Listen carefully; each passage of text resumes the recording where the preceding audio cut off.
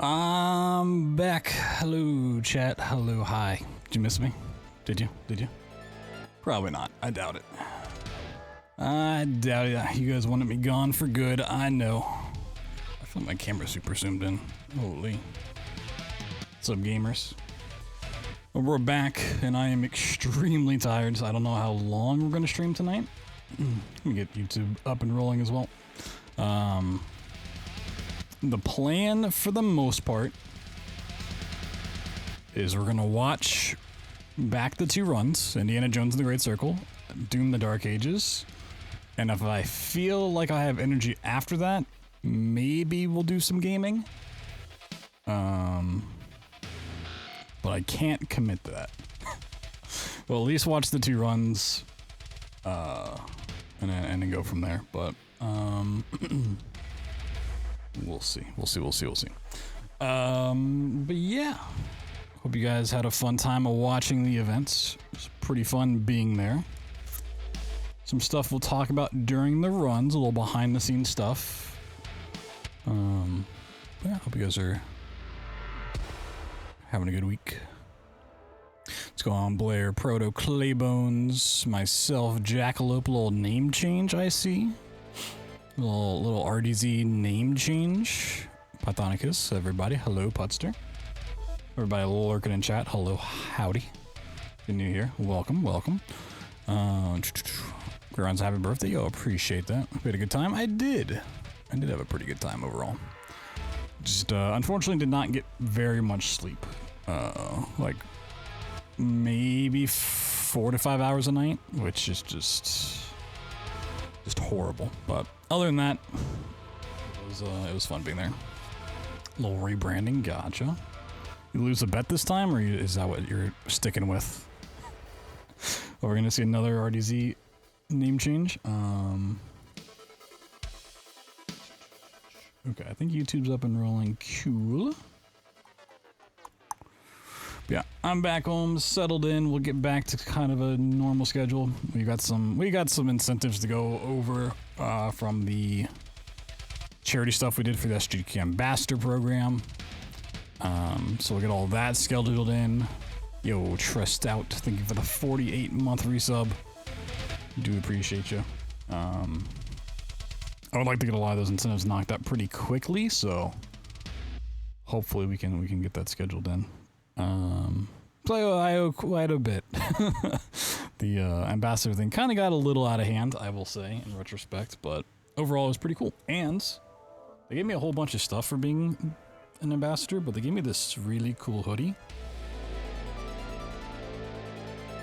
It's got my name on it, which is pretty cool.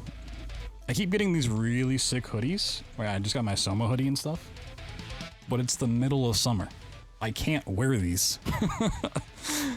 I was actually gonna wear it on stream, and I like put it on for like a minute. And I was like, I'm sweating. I can't. So super cool. That whole program was awesome.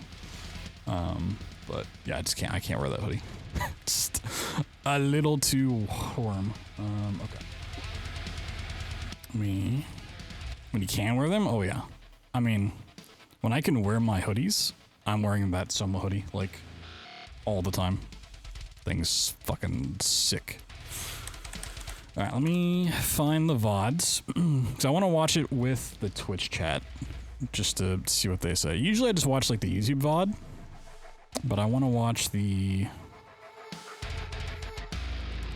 Twitch VOD. That maybe is a mistake that I will come to regret, but you know, they keep their chat pretty moderated. Okay, it's not that one. It's funny. So I was on the hotfix, like the last hotfix show before it started. It's like I see myself in the thumbnail for it. This is last stream before SGDQ, so I know it's not that one. Indiana Jones was the 4th run, so it's pretty early. Let me find the start of this, because it's not where they say it is.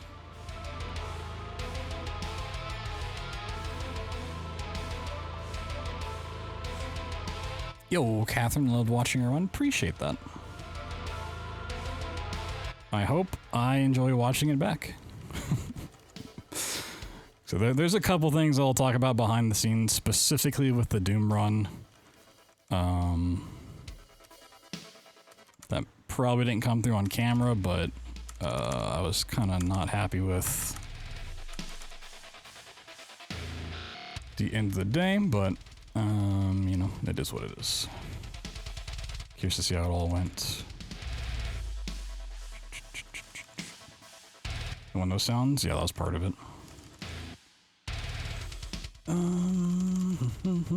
Okay. That seems like it's the start.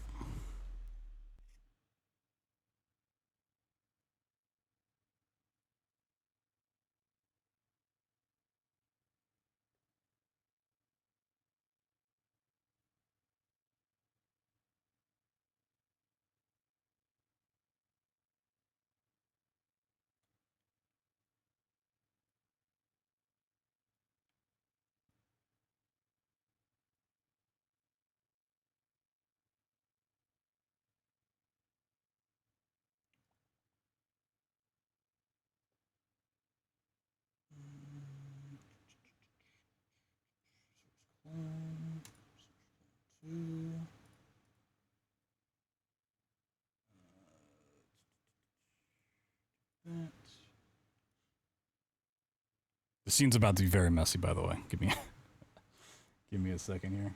Let's see. Is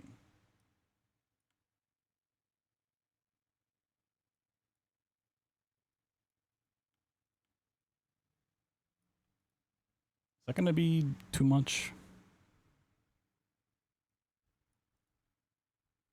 So I want to watch it with the chat that was happening at the time.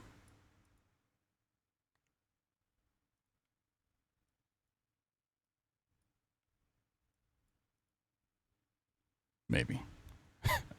Infinite means, whoa. Oh, look, if I scroll up. Whoop. Oh, I won't scroll up even further. Oh, I was going to say. Saw Putster's name in there from chat. Auto scrolling. All right, let's see. Whoa, started my run. Okay.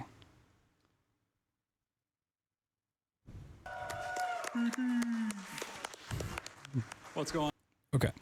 To start off this run of Indiana Jones, the first run of the two that I did for Summer Games Done Quick recently last week, there's a little behind the scenes trouble that we had setting it up, as it always goes. So this was the fourth run in the marathon. It was on Sunday, which means it was super early, and I got there on Saturday, my birthday. So traveling on that and had to deal with some setup stuff. I quickly realized when I went into the practice room to get it set up to install, not on like the main PC they have here, but on like the little practice room stuff. When I went to install the game, Steam did not grab my save files. And if you don't know this game, you can only skip cutscenes in this game if you have a save file past that cutscene, right? It doesn't have to be a fully completed run, but whatever your highest save is, you can skip cutscenes up to that point. So because Steam didn't grab my save files, that means I didn't have anything. If I wanted to do a run, I had to watch literally every cutscene in the game, which if you've played this game is a lot, and they are very long, which means there's no way I could do a run under an hour and a half. Once again, this was on Saturday night, 24 hours-ish from doing it on stage. So I'm messaging production, like, hey, is there any chance in the world I can get onto the stage PCs early, and I will stay up all night if I have to, and just do a run so I have a completed file, so when it comes time for the run on stage, I have a file completed, and we don't have to watch the cutscenes. Like, yeah, come in here, we'll talk about it. So I go in, start installing it, Because you have to down patch the game, which is, this game's 110 gigs. So I not only have to copy over current patch, I have to validate that, and then copy over down patch, so 210 gigs, or 220 gigs, which is just a nightmare. But while that's transferring, I'm talking to the production. I'm like, you know, what can we do? I'm like, all right, let's see what happens. But when we get it down patched, I load it up. Steam grabs all my files. Sick. Cool. On this PC, it works just fine. So I have all of my saves. Crisis averted. Right? We're good to go. It just didn't work on the private practice PC, but stage PC's set to go. Or so I thought. I sit down 30 minutes to this run starting. And we're just doing audio tech because this is also the first PC run. So they're running through a lot of problems that are popping up. We didn't have an Ethernet cord plugged into the PC. Okay, that's awful. We got to figure that out. We didn't have audio coming through the PC. We had to figure all that out. And while that was going on, I just booted up the game to start playing. I chose one of my save files, which just happens to be the very final boss fight of the game, right? The one against Voss. When I boot that up, for some reason, I cannot skip that cutscene. The final cutscene before the final fight. It's a 5-minute cutscene. And during that, it is extremely glitched out. Like, none of the textures line up. And I watched through it. It's like, okay, maybe if I watch through it, I'll get the checkpoint and I'll clear it. I start fighting Voss. There's no UI. I can't open my menu, can't open my inventory. And just hitting him like 100 times, which takes 20 shots to kill him, he doesn't go down. The entire fight's bugged out. No checkpoint. So I'm telling production before the run, hey, there's a chance that we can skip every single cutscene except for this one. Which, probably not noticeable, but if you were paying attention before GDQ, my estimate was a 125. Which is pretty nice. But they're like, all right, you know, we'll give you 5 extra minutes. If we have to watch the cutscene, you know, you do you, we'll add 5 minutes to your estimate. So that's why estimate's 130 going into this, and I legitimately thought starting this run, we were going to have to watch that cutscene. It doesn't end up happening. For whatever reason, that save file was just completely bugged out. But like, this was like going on 5 minutes before this run started. So I was like already super just like, what is happening? But we have Ashley930, by the way, BTW, on Couch the Control Runner, and Bobby. Ashley's a runner of this game. Bobby is not, but talking beforehand, a couple months ago, I realized after, I mean, this is my 27th run, me and Bobby have never been on a couch together. So I was like, you know what? Who's better at flavor commentary? Can just kind of riff stuff off than Bobby. So that's why he's on couch, just to kind of have a good time. But that's setting the stage for this run. And then we'll talk about some other issues that happen along the way. Because there were certainly some of those, as there always is. Yozik and Kami, what's up, everybody? Hello. All right. It's my opening spiel. My name is indeed BloodThunder. You can just call me BT for short. Makes it short, sweet, and simple. Like, hopefully this run's gonna be. It's always a pleasure to be back on stage, especially as a SGDQ ambassador this time around. We'll have plenty of time to talk during the run, so if my couch wants to introduce themselves, they can go ahead. Sure. Hi, I'm Bobby. I like Indiana Jones, and I like great circles. I'm Ashley930. What does that mean? Speedrun this game on the regular 80%. What does that mean? Yeah, we'll be getting into what the difference is once we get a little bit further into the game, but we're just going to start a brand new game here in Peru. We're going to play on light and light. There's different combat settings and different puzzle settings. As it is a speedrun, we're just going to go with the light, which is the easy mode. Once we skip this cutscene at time, we'll officially begin. We start our globe-trotting adventure. So 3, 2, 1, and we're off. Good luck. Whee! Whoa, a lot of running. So it's going to look like... Because it was a big thing. Like, this PC did... I think I saw in Discord people mentioning, like, the FPS. I had this open so you could see, like, when I dropped it down to 24 frames for, like, window skip and stuff. And I did the same for Doom. People were very confused by, like, the game being a lower frame rate when the frame rate counter is up here in the corner the entire time, which is kind of funny. This game, I mean, both games ran significantly better. You don't need high frame rate in Indiana Jones, really, for any reason besides any percent, which we're not doing. So instead of like going for really high FPS, I just let the game have better graphics overall, and it looks so much nicer. Like it was just completely different. It was actually so nice. I had to turn down specific settings so we could do window skip to do like the perfect lineup, but like it was too nice. Just even going to a 3080 over a 2080 Ti. Bit of a weird path because we actually need to optimize our stamina, which is that bar ticking down at the bottom. We're going to be talking about that a lot through this run because it is super critical. Besides the big out of bounds that we're going to do, the stamina is by far the most important thing. And you can see it's already drained out. Anytime we're running, we're fighting. Honestly, I'm going to be looking at the comments from Twitch chat more than as much as possible. And my own run. if you fall like even half of an inch, you just lose an entire bar. You can see when I'm just sprinting on flat ground, it kind of takes a while. But yeah, if I like fall just the smallest amount, it just drains super, super quick. So even though there's like technically faster lines, if you look at it from like a top-down view, Pay to win chat. I'm trying to avoid any of those little. Yeah, apparently I got VIP status in GDQ chat now for being an ambassador. There are a lot of them. This game is very cinematic, as an Indiana Jones game should be.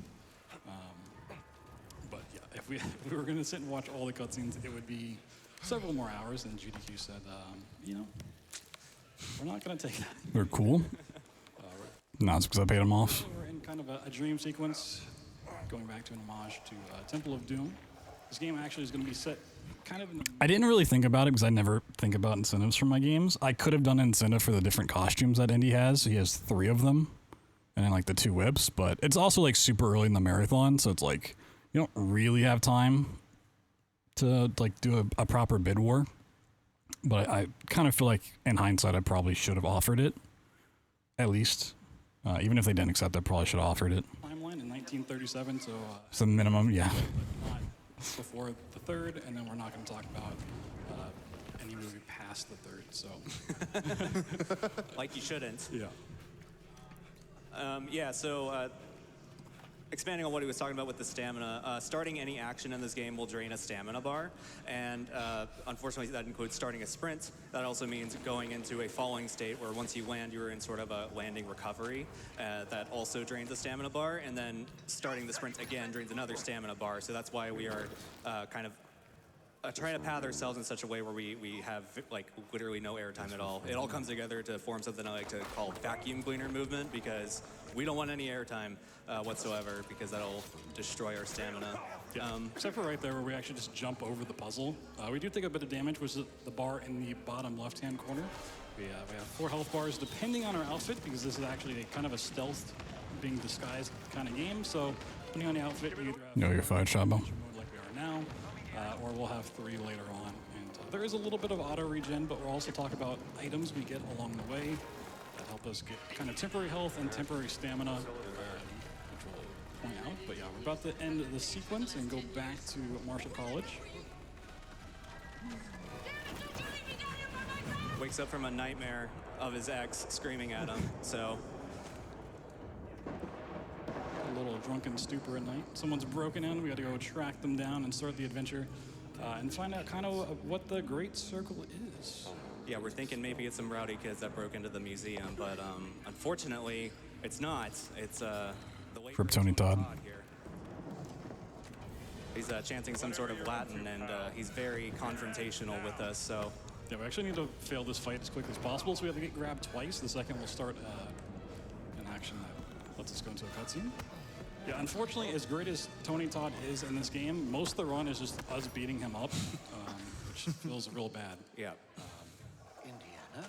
Yeah, we lose the fight. We're going to solve a quick puzzle. It's going to tell us what he took, which is a little cat mummy statue, which actually has a piece of the one of the relics in it, one of the stones for the Great Circle. We're going to be going across the globe, so one may expect, and kind of collecting a bunch of those while fighting Nazis and fascists, which is always a great thing to do.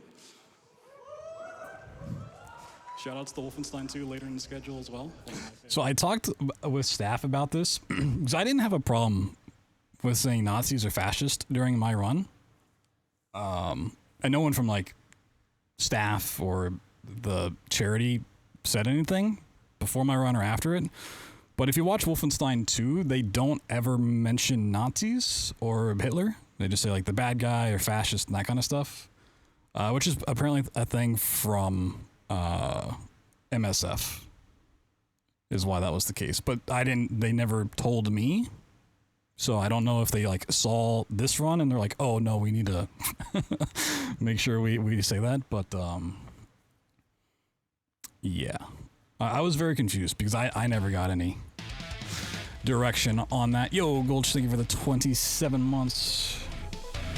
Thank you, man. Appreciate that. It was great seeing you. I don't know if I'm technically allowed to watch BioShock because it's not my run. But I should watch that back as well.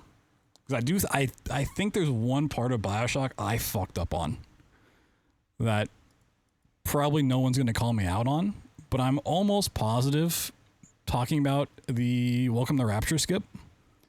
I said telekinesis instead of electrobolt for hitting the door at the end. I'm pretty sure, but I'd have to go back and check. Maybe I said it correctly. But yeah, appreciate the 27 months, man. Welcome. If you guys didn't watch BioShock, it was a great run. Runs. Look at this action. Very fun. Lifting form. Just all legs. Unsubbed, I know. Benches. That's a great question. You said both? Okay, yeah. So right now we're looking for evidence about our thief. Damn, rip. What he left behind. He left behind I'm a phony. which Indy actually recognizes as being from the Vatican. So he's decided he's going to drop all of his duties and pack up and head towards Italy to visit a friend of his in the Vatican so he can do some investigative work. But first he sees a present he never opened from said ex-girlfriend. Wait, I thought it came from nobody, actually. Oh, you're right, yeah.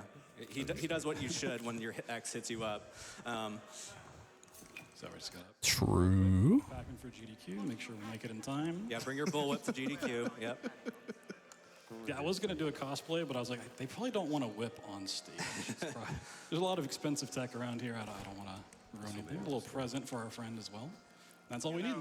That's all we need, and we're off. So one thing we did pick up there was a little note. In this game, collectibles give you adventure points. They kind of incentivize... New Jones Burns on TV that Sunday. Nice. I did think about watching all the movies beforehand, but I just didn't have time. Adventure points are just things you get from collectibles so that you can buy skills. Skills come in the form of books, which unlock different things related to combat, stamina, health, exploration, all that kind of stuff. There's a handful that we'll pick up through the run, but just picking them up means you can unlock them. It doesn't mean you actually do unlock them. So we need adventure points and a different amount depending on the book. The better the book, the more it costs. So we're going to be picking up adventure points along the way. A little mix of first and third. Let me turn up the audio. Make sure this guy doesn't interrupt us. Enemies can just interrupt your climbing, and that's super slow. So. Yeah, this is this is supposed to be our first sort of stealth section because at its core this is more or less a stealth game.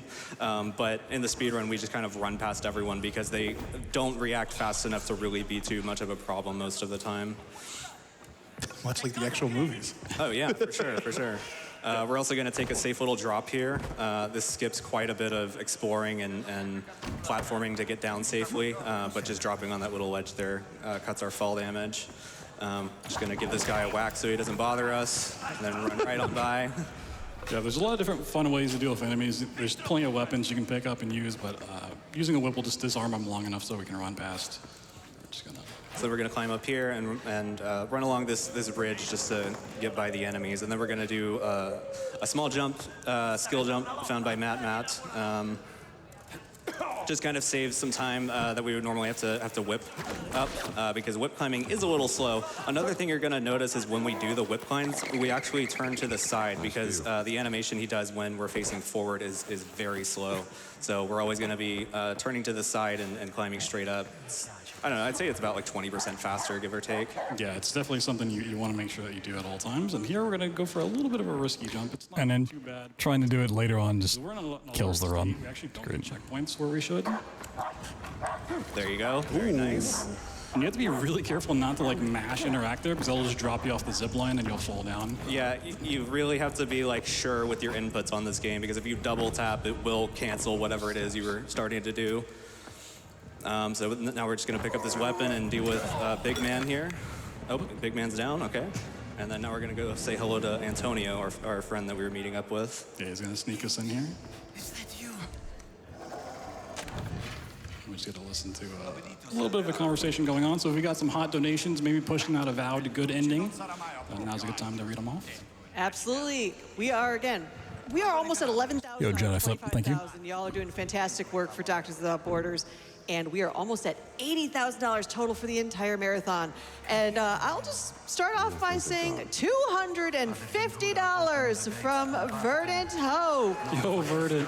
The comment, good luck, BT. I think every time I was on stage, I heard Verdant's name donating like $200 a pop.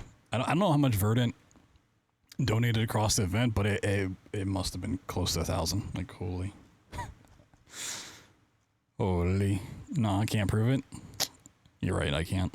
There's no way. Probably the fast trip around the world ever witnessed. Thank you so much for that donation.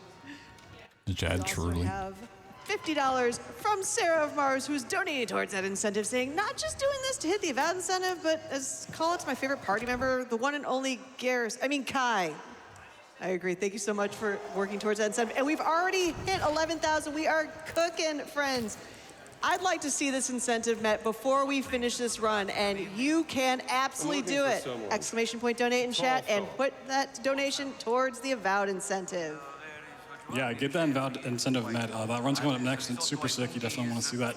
Here we are in the Vatican, the first of like 3 big hubs in the game, which is a much more open. This game goes from very linear kind of levels with a lot of set pieces to a very open map that wants you to explore, and you spend a lot of time here.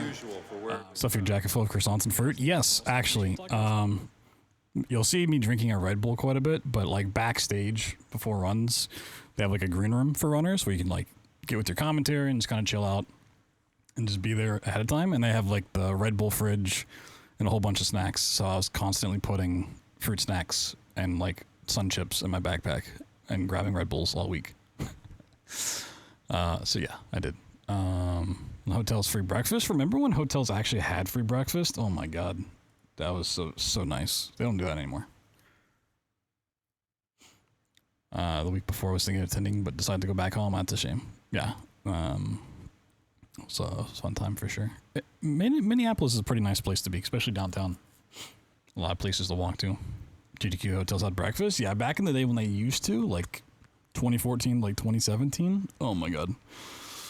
Because you would always see, if you go back and ask any of those runners, the play to do was you just stay up all night, like drinking, and then you go to free breakfast, eat a ton of breakfast food, and then pass out.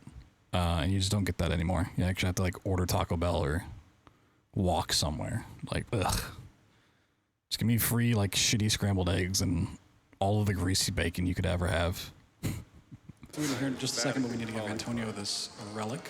Take a little bit of a look at it and tell us what he thinks of it. Can I see this calling card?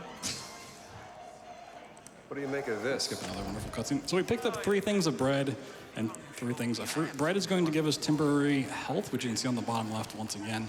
We're going to go ahead and eat those now just because we have some downtime. We're going to save the fruit because that gives us extra stamina, but it prioritizes temporary stuff over normal stamina. So if we eat it now, we're going to kind of run through it too early. Here's our first disguise, and don't blink, so we're going to put it on really, really quick. What I love about the food in this game is you eat the whole thing in just one bite. Like, that's it. Just a full croissant or whatever. And Yo, Brutalist, what's up? he just downs it in one go. Like, So you can see now we drop down to 3 because we're kind of in a stealth segment. We're supposed to blend in, be kind of a priest from America visiting, but we need to go down into the basement. Nicola Diner's nice. I didn't go to it this year, just because I never had time to, but so it turns out that the decent food from the Vatican is actually. I remember last year getting a passageway, so we're going cheesecake milkshake, I think it was. That was really good. I don't remember what the deal was with it. Yeah, so we can just pull this through the wall, through the gate, skip a little bit of a swimming tutorial. It's not too big. Here's another collectible we're going to pick up. So it's more adventure points. If you ever see me picking up like a little page like this, is actually required, but we get adventure points from that as well. It's the stars in the top right-hand side. We're going to go for a little bit of a trick because we've got to wait for Antonio. Candle flip? Oh. Almost. Second try. This is something Ashley wanted me to do during the run. I have no idea how to actually make it work. Run it back, run it back. I don't know if you can. Oh, okay. Okay, we're out of time, unfortunately. And it disappeared, so no one can say we didn't hit that one. True, true. I did see it land upright for just a moment, so I would take that. Same, actually. All right, so he just downed a pear and 2 oranges in less than a second, so that's how we know that we're off to a sprint. So we're going to sprint to the other side of the Vatican. Yeah, if you want to talk about the difference between categories real quick while I run over there. Yeah, so in this game, there was a trick found called launches, where we basically grab an enemy, be it a Nazi, a fascist, or whatever. We grab them with something in between us and them, and we aim at a certain angle, and that just shoots us really high up in the sky. Unfortunately, though, the height that gives us is tied to frame rate, so we split the categories off, and regular any %, those are allowed. And then restricted, they aren't allowed. So it's a very, very cool trick, but you're not going to be seeing it, unfortunately. But we get to see more of the game. And there's also some really cool out of bounds.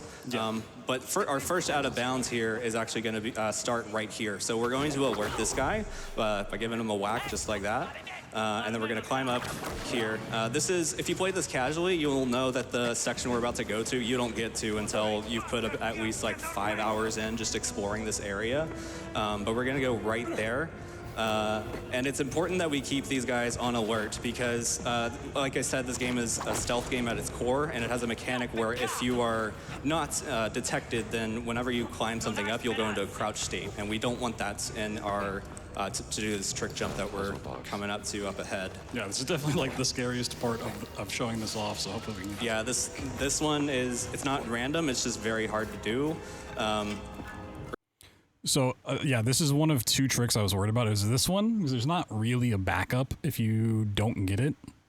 Like, if you just take too long, there's not, like, a quick way you can continue on other than just getting it.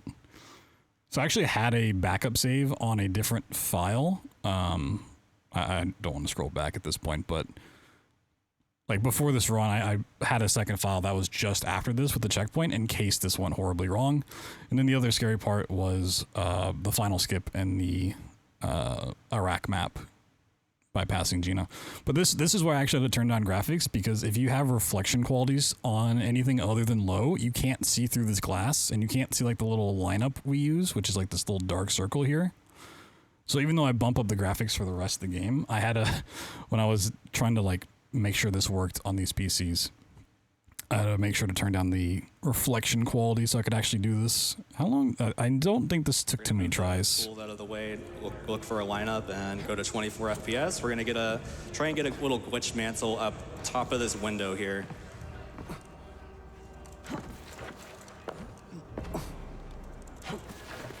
Nearly. There you go. Oh. Almost. Also having to just do the 24 frames is just Yeah, it's quite annoying. Annoying to do, but The wonders of modern PC speedrunning. yeah, do you know this was on the same engine as the new Doom games? Oh, it is? Yeah. Oh, okay. All right, so now Yeah, that's we're not bad. Now we just go straight out of bounds. We're gonna run along this very thin wall that has collision on it. Oh, and then we're gonna wait, yeah, drop okay. Down, and if we're Okay, so I noticed it there because I kind of forgot this happened this early. We'll talk about it later in Sukhothai. The monitors are like super dark. Like when I'm out of bounds there, straight out of bounds, like it looks fine on the stream, but on the monitor I was playing on, it is like pitch black. So like when I'm running over here, it's like thin, wall that has collision on it, and then we're gonna drop. especially this part where like I can't see this corner and I need to drop down. I just clipped this on accident. But yeah, it pops up in Sukhothai too. And then if you watch the Avowed run, which happened after this with Microwave, there's a moment where like he's also out of bounds and can't see what's going on, and like makes a comment on it. And I talked to him afterwards, and it was the same thing. So I told everyone that was running a PC game after, I was like, double check the monitor brightness if you do a trick that requires like being able to see in a dark spot. Because it was just, it's not even like stage lights. It's just like the monitor themselves, like the blacks were just like crushingly dark. I don't know if like an OLED monitor, but it wasn't really the lights. It was just the settings. But But yeah, it was. That's what caused a lot of stuff to go wrong on this. And if we're... Oh, we can run back up, right? Yeah. Okay, we're good. Yeah, normally we would have dropped down and either opened the door from out of bounds or gotten a checkpoint and then reloaded, but we fell all the way down. Took some damage, but it's okay. It doesn't matter as much in this category. And then we're going to be introduced to our companion, Gina. Yeah, so Gina's a investigative reporter. She's her sister is missing, and she's trying to find her. And it kind of just goes in with our quest, so she's going to be our companion. Unfortunately for us, that means we kind of have to escort her around. And if you've played video games and you hear the word escort, that just gives you PTSD. There are definitely some moments where we are just waiting for Gina to move. But here we're waiting to meet our antagonist, Voss. That's also Mussolini, by the way. And now we get to go do another fun out of bounds. We're going to pick up some more stuff along the way. We did pick up one book already. That is our pep book, which gives us a little bit more stamina along the way, which we won't buy until we get to the next map because we actually don't have enough adventure points. And we're going to pick up some other books. Is this historically accurate? Yeah, so as you mentioned earlier, Yes. if you ever see him go Yes, out of his Chattery. way to pick something up, it's more than likely for XP that we're going to use to get upgrades later. We're also getting medicine bottles that are just along the way that we're going to use for another upgrade that he's routed in called Moxie, and we'll talk about that when we get to it. But first, we're going to run all the way to the end dungeon, basically, and do some investigative work. Oh, you are going for Brawler 1, I forgot. Yeah, so this is, that's Brawler 1. That's going to give us increased melee damage, and that's going to come in handy for the fights that we have to do. Yeah, most of the time in this game, if you like miss something, you have to go back and get it. There's a system for that, but that book in particular, you can get on the last map, but if you miss it, it just spawns by the Fight Club there, so makes it a little bit nicer to route in. Okay, I didn't know that. All right, so now we're gonna come here and then just get this whip off just through the crack there, and then drop down. And then we have to actually switch outfits before we can do our archaeology detective work. Kind of a fun thing. We're gonna grab some heals because this out of bounds skips in this game, we basically have routed how much fall damage we're gonna take at each part. So we know, okay, we need to heal this many bars. Another thing is, you'll see at the bottom left, he has basically 2 health bars. That's base health and then also his bonus health. The base health will recharge up to each pip, but the bonus health does not. So a lot of the times, like, you want to avoid damage in general, but it's because that bonus health won't regenerate. So yeah, that's just a general consideration. So now we're doing a puzzle here to set up this, dungeon, secret entrance, whatever. Yeah, this is actually a puzzle to open up another puzzle that gets you into an area where you solve even more puzzles. So yeah, and we're going to be doing exactly none of that. I'm gonna take the whip and glide down. Sorry, what was that? Oh, I was going to say, well, while you're working on puzzles, it's just want to let you know that you have surpassed $80,000 for Doctors Without Borders. Let's keep it going. We are getting closer. We're at almost at $12,000 for that avowed good ending incentive. And Sharper Gossamer agrees. 80K. Let's go, GDQ. Thank you for that $25 donation. Back to you. Yeah, so we're doing it. Trying to set up another out of bounds here where a common theme in this game is the ceilings have no collision. So usually we find... I don't really remember messing this up. Spots where you can climb up and just sort of mantle up through the ceiling and then just get out of bounds that way. So that's kind of what we're doing here. This one is particularly tricky. Okay, there we go. Oh, don't I die on this? Run down. We know we're going to take 1 bar of health.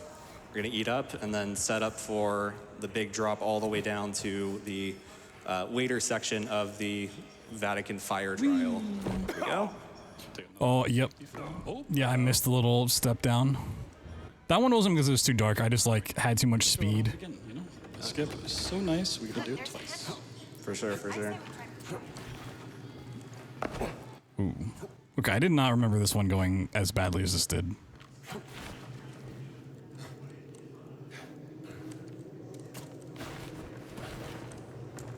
All right, there we go. I didn't realize you could hear my keyboard so much. Eat some bread. I wonder what that sounds like for Doom when I do the swimming. Prove that method.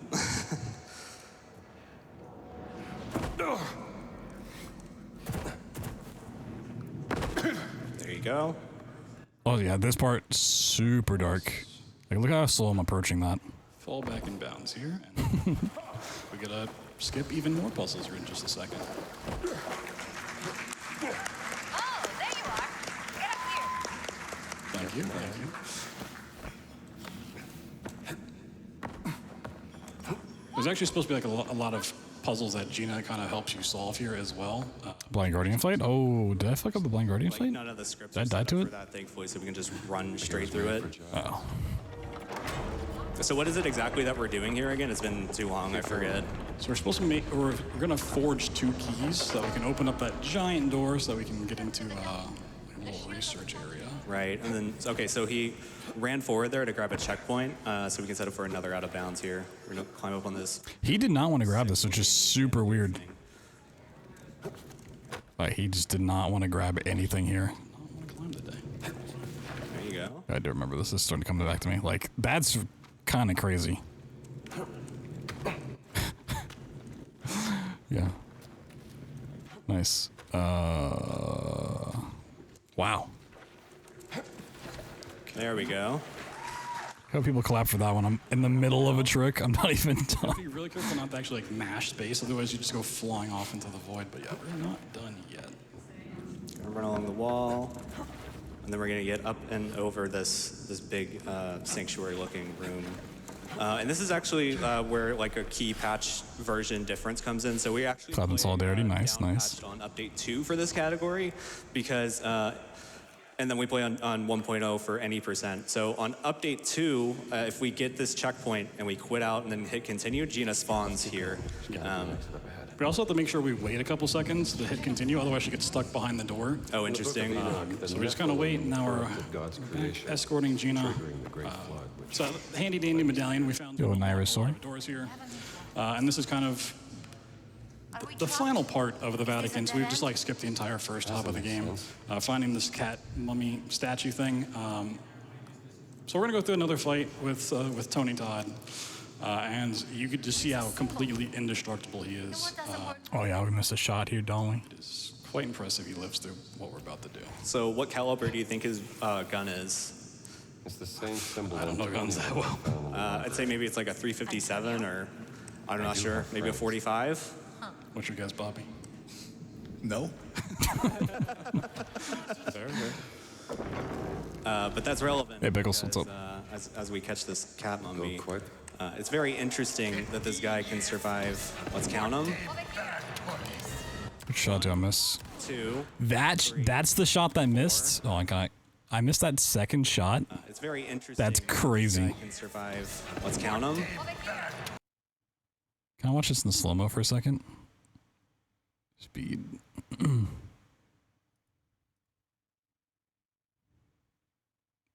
Bam! Right in the eyeball.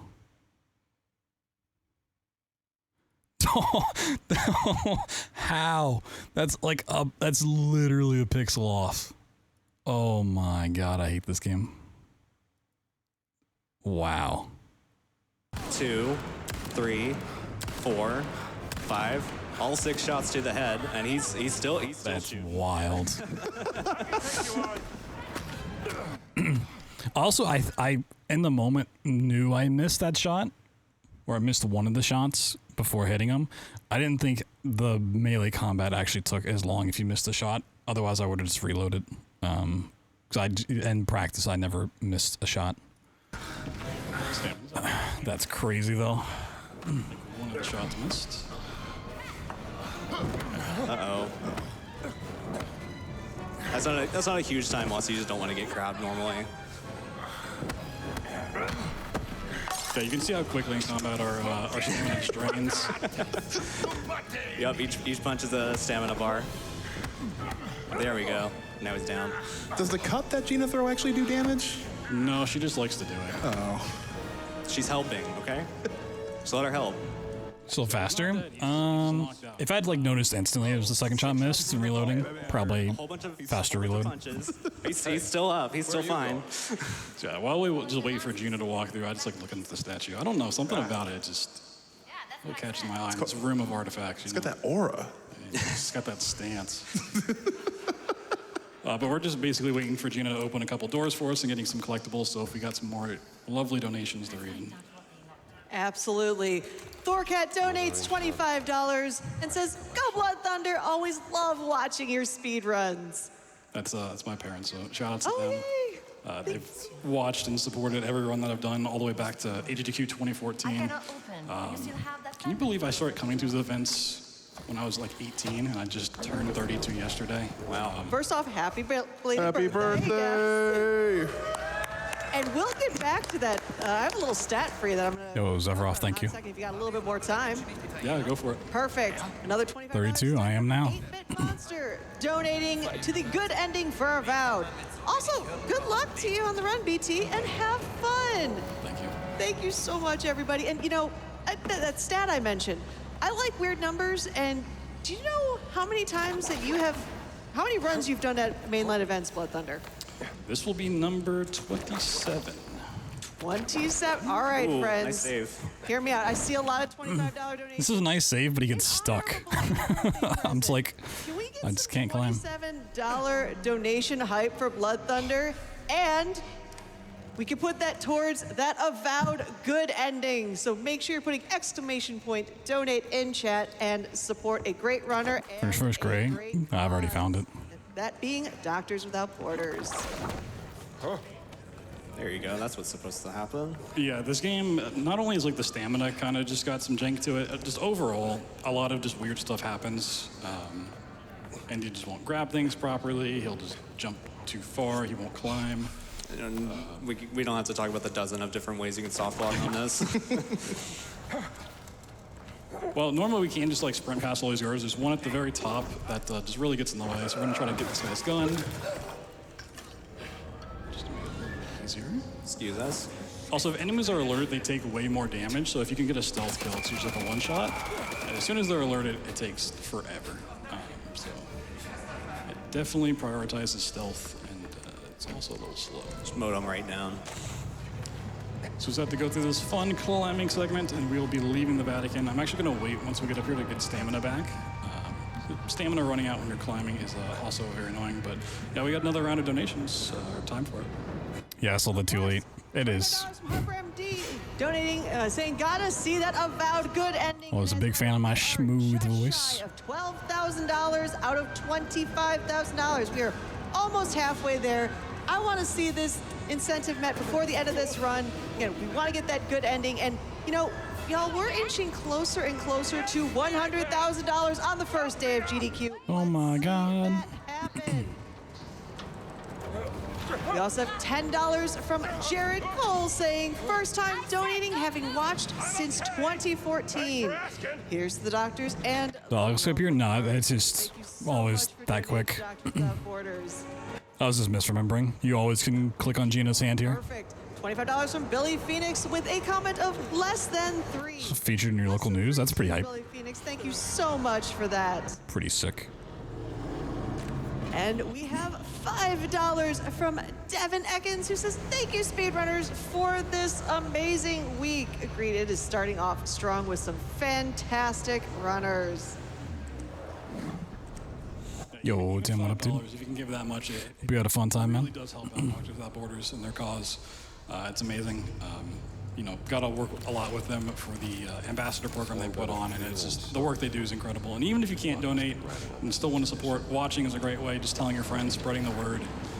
And now we are into Giza, the second big hub. Once again, we'll do some. Who's on couch? My friend and good runner, Bobby, tech and partner. Over to the blue. And then Ashley, the control runner. That's a game that's going to come up later. It's pretty cool. Sorry, it's just on my mind. Can't stop thinking about it. You're also going to notice a lot of times now I'm going to be running past fruit, which does give us extra stamina. I find, unfortunately, a lot of times stopping to pick it up and having to consume it isn't really worth the trade-off. There are certain parts of the game where... Restricted just takes out the FPS launches where you need high FPS to grab an enemy and like fling through the air. Mainly because I just can't, on my PC, get the frame rate to do that consistently. And 2, the skips are kind of awful once you actually get the fling, especially the one in Giza. So that's, as of right now, the only restriction between the two categories. Eventually, it may evolve into something else if something else gets found, but Seen the Family Feud game? Bobby, yes. Bobby was all over the place. He had his own run, and he was on a bunch of couches. He was also a new addition to the prize team. So if you watched the marathon, you probably saw a lot of Bobby. For the run, you'll appreciate that. I didn't actually get a chance to watch the Family Feud thing. I was too busy dealing with Doom and all that. There's a lot of runs I need to watch and catch up on. I was just so worried about honestly getting my own run set up, which we'll talk about doing when we get to Doom. We'll still grab a little bit, but this is not one of those. Got to feed a pet snake here real quick. No, Andy loves the snakes. Are you going to use the camera here? Yes. Okay, so yeah, we would have gotten the camera back in the Vatican, but the devs were nice enough to give it to us if we skipped it in the first map. But you're going to see him pull that camera out and take lots of pictures all over the place. That's just another way that we have of getting XP. In the story, what happened is in the room that we fought Tony Todd in, we found a collection of artifacts that the Nazis had basically rounded up from all over the world, and they're looking for several different pieces of what's called the Great Circle. What the Great Circle is, we don't really know yet. We just know that all these artifacts come together and give them some sort of power. Don't worry. Yeah, we kind of mentioned, like, once you, like, leave a level, you're not supposed to get it. There's certain key items the game expects you to have for certain missions. In the Vatican, it's the camera. Once you get past that level, the game just assumes you have it, because it's like you completed those missions, so of course you have the camera. So when we get here, even though we didn't buy it, it does give it to us. We'll get the lighter here later on. Unfortunately, we can't really skip it unless we do one of the 80% launches, so this is a big level where the category is quite different. One of the big skips of the run, but we still have some big stuff in Giza. For right now, we just need to run across the desert so we can get to where we need to go. Because unfortunately, it's just on the complete other side of the map, so we got some donations to read. Oh, of course. So about that 27 I mentioned earlier, Mikey donated $27 and said, "Happy birthday." Thank you. Thank you so much. And another $27 from Drummer Boy. Great run from BloodThunder. Awesome to see him back year after year. Thanks for all of the organizers for putting this amazing event together. Thank you so much for those donations. And again, we have just surpassed, as I'm saying this, $13,000 of $25,000. We are over halfway there to getting that good ending incentive for Avowed. So keep those donations coming towards Doctors Without Borders. And again, $27 hype trains, it has taken off, all right? $27 from What It Be, say $27 hype train. First time at SGDQ in person, and it's off to a great start. I've been watching and donating for years. My donation goes to the Avowed good ending. Thank you so much, and let's keep that train going. Let's fucking nail it first try. Yeah, keep donating for sure. You know, if we can hit that ending before this run's over, I'd be so happy. But right there, we not only hit a fast travel checkpoint, which we'll get to later, but we also lowered our FPS so we could just do a fun series of jumps over the gate into the Nazi compound, which we're supposed to get to well into this hub area. We need to jump over the gate as well, and we're gonna make our way up top into the compound. So I want to see Chad's reaction to the part coming up. Gina's sister, just what Voss is up to. We're gonna get some bread because we're gonna potentially take a lot of damage here. This is a part where it's kind of up to the enemies what happens, but because we're also supposed to have Gina for this part of the game, where right now we don't. We left her back at the tent for the time being. If we sneak in, a really weird thing happens where she's not there, but all of her animations play out.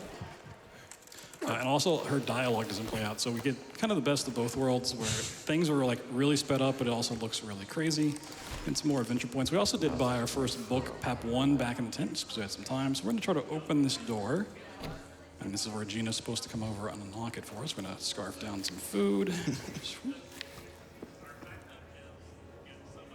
Oh, it's a ghost. So we got some clues to find in here. Yeah, so usually this book here, you have to wait for Gina to kind of talk to you about it, but a lot of that just gets skipped for whatever reason. That's a nice book. Read it later. Don't have time for that now. What does that have to do with the snow? You almost owed me a new keyboard after that perfect timing. Secret monastery. So you're supposed to Yo. get visual boss here in a second, but you actually The Nyrosaur sub. Oh my god, brand new tier 1. Yo, welcome to the Bloodline. Enjoy the cabbage emotes, the ad-free experience, all that fun stuff. Thank you. Thank you. Wide open solo? Yeah, that's just Gina's animation. It's honestly surprising the game doesn't just completely softlock without actually having her here. Because it like does everywhere else. The fact that it works out here and like the animations play out the way they do is just so cool. So I want to see what chat says about the next part. You don't need to zoom in at all, which is kind of fun. You can just kind of take it from this far. A little flip phone resolution. Yeah, so now we need Gina to open the door yet again. Indiana Jones and the Great Carbs. Okay, now we need to go full speed and just try to run past these guards. I'm going to make sure I don't sprint so I don't lose stamina when I fall here. And yeah, we don't really care too much about the damage that the enemies do, but if they jump up top and start coming inside the building with me, they will just shoot me and stop me from actually opening the hatch that we need to start the next cutscene. This is pretty much what we stock up on HP for here. He almost got away with only losing 1 bar. So Gina is also a very big part of I love it. Leave me alone. I'm just trying to pull up these boards here. I also have like barely any health here. Like I get kind of lucky. I'm gonna stealthily drop down, huh? So Gina's holding Voss at gunpoint. Doing a great job at it. Oh yeah, this happens too. Forgot about this. Uh-oh. Okay. Those two, apparently. Okay. That's never happened before. Yeah, we were literally just talking before we went live with the game. Like, I wonder how many that's never happened before we can fit in this run. Unfortunately, it happens to Indy quite a bit. Well, I can tell you what we just had happen. We just passed $15,000 for that incentive. I mean, luckily the checkpoint's right there. Let's hear a round of applause for that. So it actually kind of works out for the better that it happens, because it's just... Now we're past that. A lot of stuff had happened in that cutscene, and we're just going to bypass going out the normal way. It's kind of a fun... Andy did not want to jump on anything in this run. Like... Andy really doesn't want to climb anything today. Yeah, like... Which I can't blame him for now. Sure. Instead of just going through the front door, we're just going to go out through the skylight. And then jump to the front door instead, which just breaks a lot of triggers here. So we're going to run the same way we would if we just went through the door.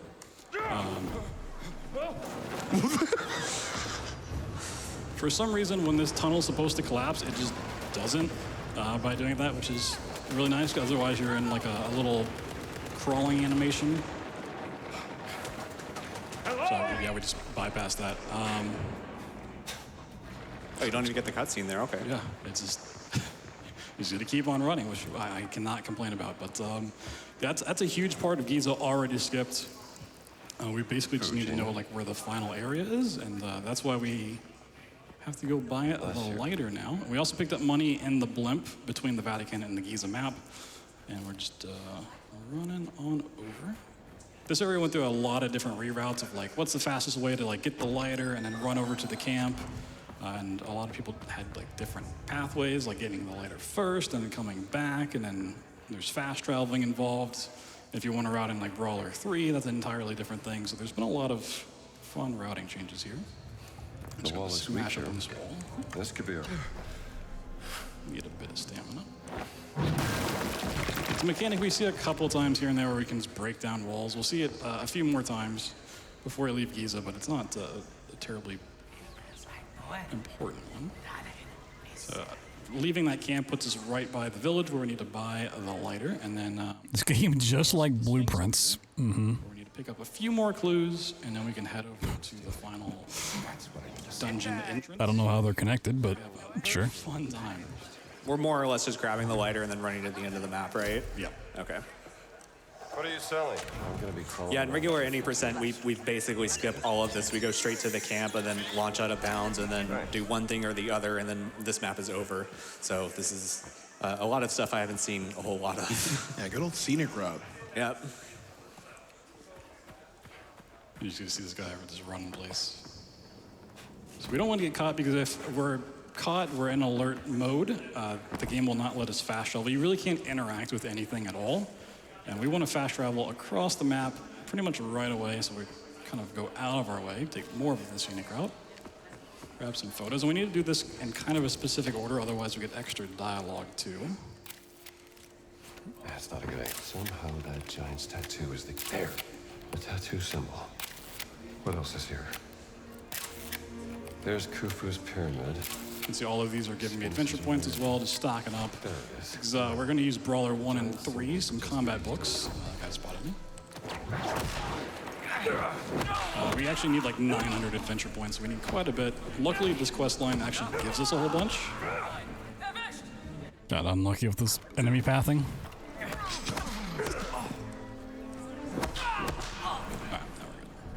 Yeah, so knocking them out or killing them instantly gets rid of the alerted state. Nice. But now these enemies also just kind of are a little bit random. Why can't we see where runners are from? Just gonna pop in here in a second. I don't think anyone's ever really wanted to know that before, but it's an interesting... Sneak in, and when I say sneak, it's gonna get alerted really quickly. They're just gonna start shooting and then hopefully get out of it. Picking up Oh, yeah, this gets a little scary, doesn't it? one more thing of medicine. It'd be really nice if we get the 5 medicine so we could buy the Moxie book early. Yeah, here's the home address of every runner. Very spread out and just not on the route. Oh my god, my health got destroyed. Snack, hold on. So we do have a little bit of auto regen if we don't get hit again. Yeah, fortunately with the Serpentine. Indiana Jones outfit, we get an extra bar of health, which actually is what makes a lot of the out of bounds possible. Holy. Extra bar of damage. I'm really glad I didn't die here. Luckily, going back to the boss for a second, like Engies, they're just right along the way so we can pick them up. There's not been like super hard testing to figure out exactly if it's worth it, but it feels like it is because fighting boss takes a lot of stamina. It is just hand-to-hand combat. We need a sledgehammer to break open the door here.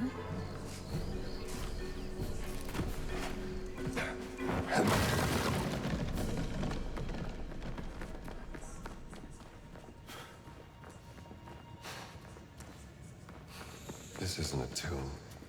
So I think what's going on with the story is we found notes from Gina's sister, and Gina's sister was investigating a new language that they had discovered writing in. So she was studying what the writing meant and what it sounded like. And the language is actually Adamic, supposedly the original language that human beings spoke. Yeah, I was gonna try to like learn it to do all my commentary in, but that didn't happen. Give me a couple of years and we'll get back to it. So the reason we need the lighters, actually, there's 2 things we need to take pictures of. Imagine if I just showed up and spoke a language that nobody knows to do all my commentary. It does not matter the order you have to take these pictures in, as long as you get all of them. The order you need to click on them is always the same here. So now he can just develop pictures from film just on the fly. And he's just laying them out just like this. And this is kind of an interesting puzzle where you just have to speak the words in the correct order. And then that enters us into the secret tomb of this level.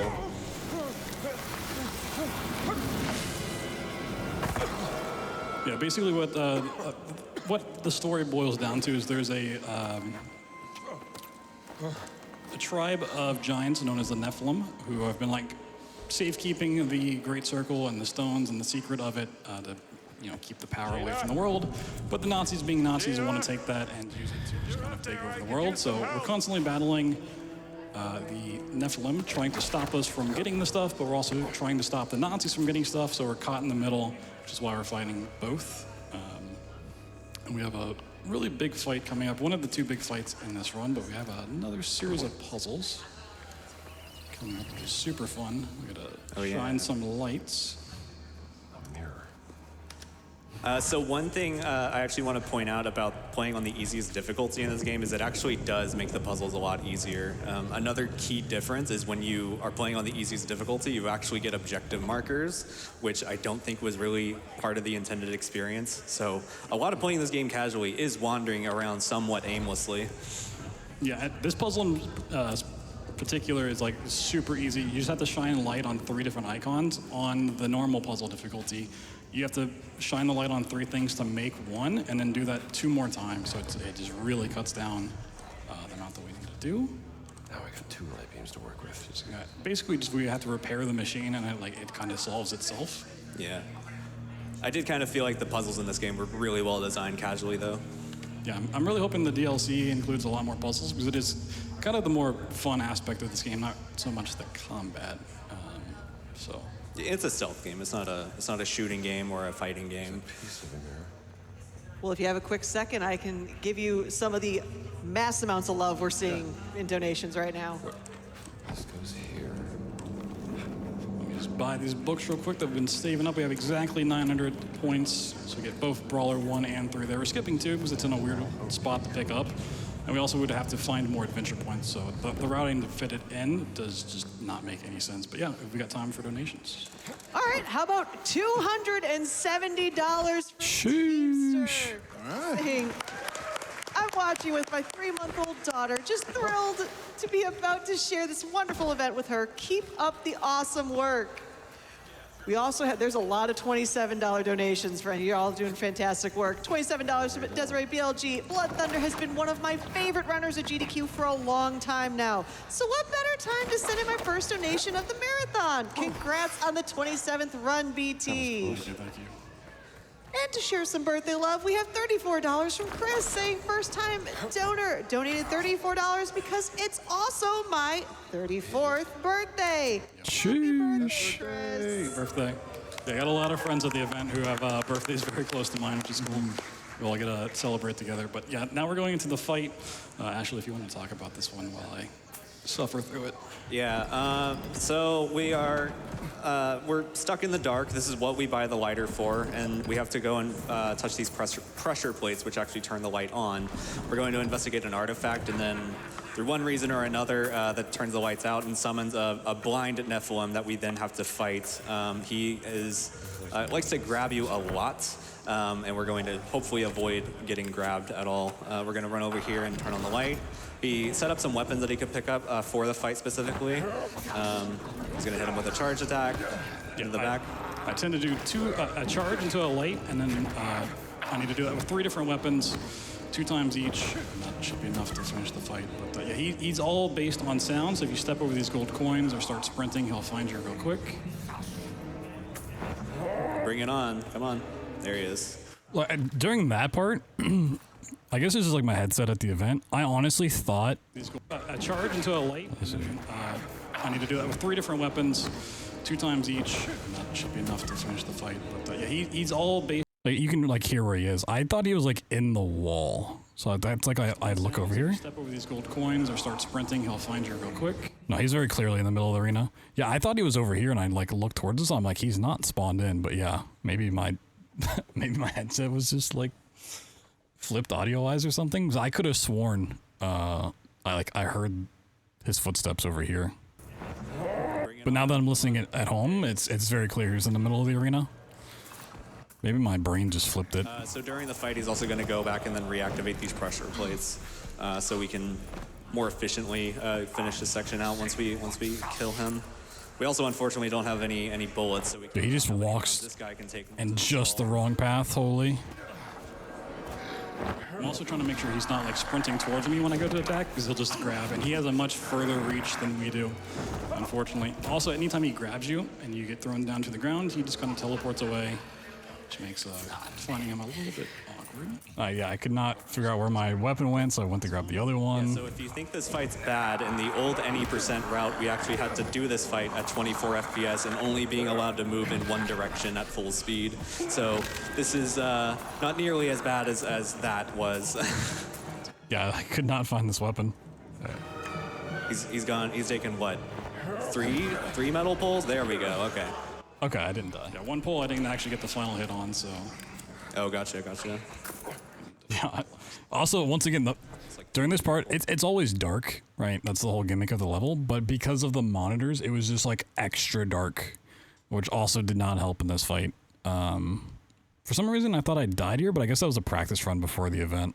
Yeah, it's as dark as it looks on screen. It's even darker, like for me in person. I did it. Have fixed spawns? They do. Yeah. But like when he this cutscene twice for some reason. when he grabs you and you're holding one, like it gets flung to the ground. So I was like trying to find the one that I used. 'Cause the other ones are like much further around the arena, like more spread out. And I could not find the one that I had already used. So I just had to like run around until I found one. But this is quite literally the end of Giza, a section that normally takes like, I don't know, 5 hours casually. Yeah, the hubs each take like 5 hours if you kind of know what you're doing or like stumble into the right area. But if you're going exploring, getting all this stuff, it can easily take like 8 to 10 per area. But the third and final one we'll get to happens to be the shortest for some strange reason. Here's another one of these little statues that has a piece of the Great Circle Stones in it. We need to escape. Unfortunately, this is also kind of the longest point where the game just throws you into an in-game cinematic, so it's not one of the video files that we get to skip.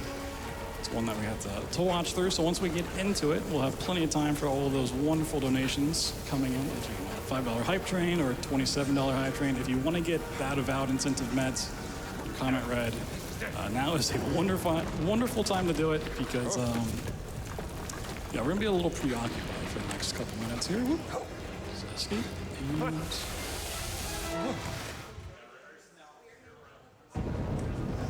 We are unfortunately now just a head in the ground. Well, now that we are just ahead in the ground,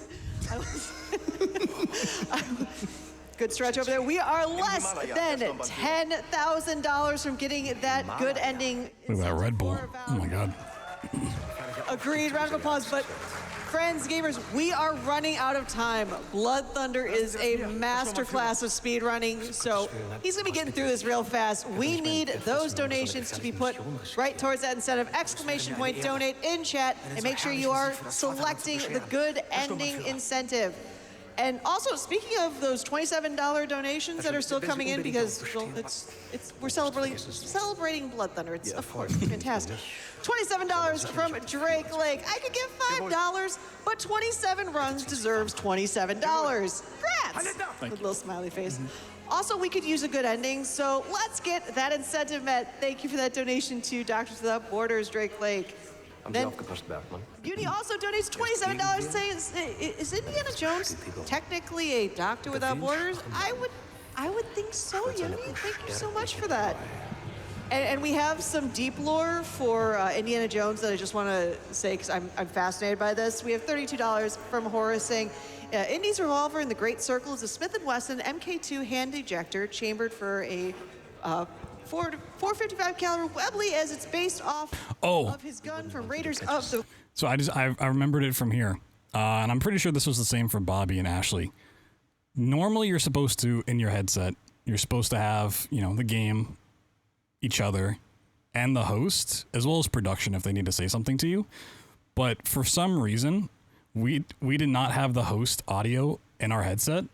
So if I was trying to listen to Asuka, the donation reader, it was coming over like the loudspeakers in the venue itself. So there's like certain times, especially here, because I really couldn't hear it. Like I purposely like shifted my headphones off so I could hear it better in case like a name I was familiar with was said, or if it was a comment that was like explaining something we talked about earlier in the run.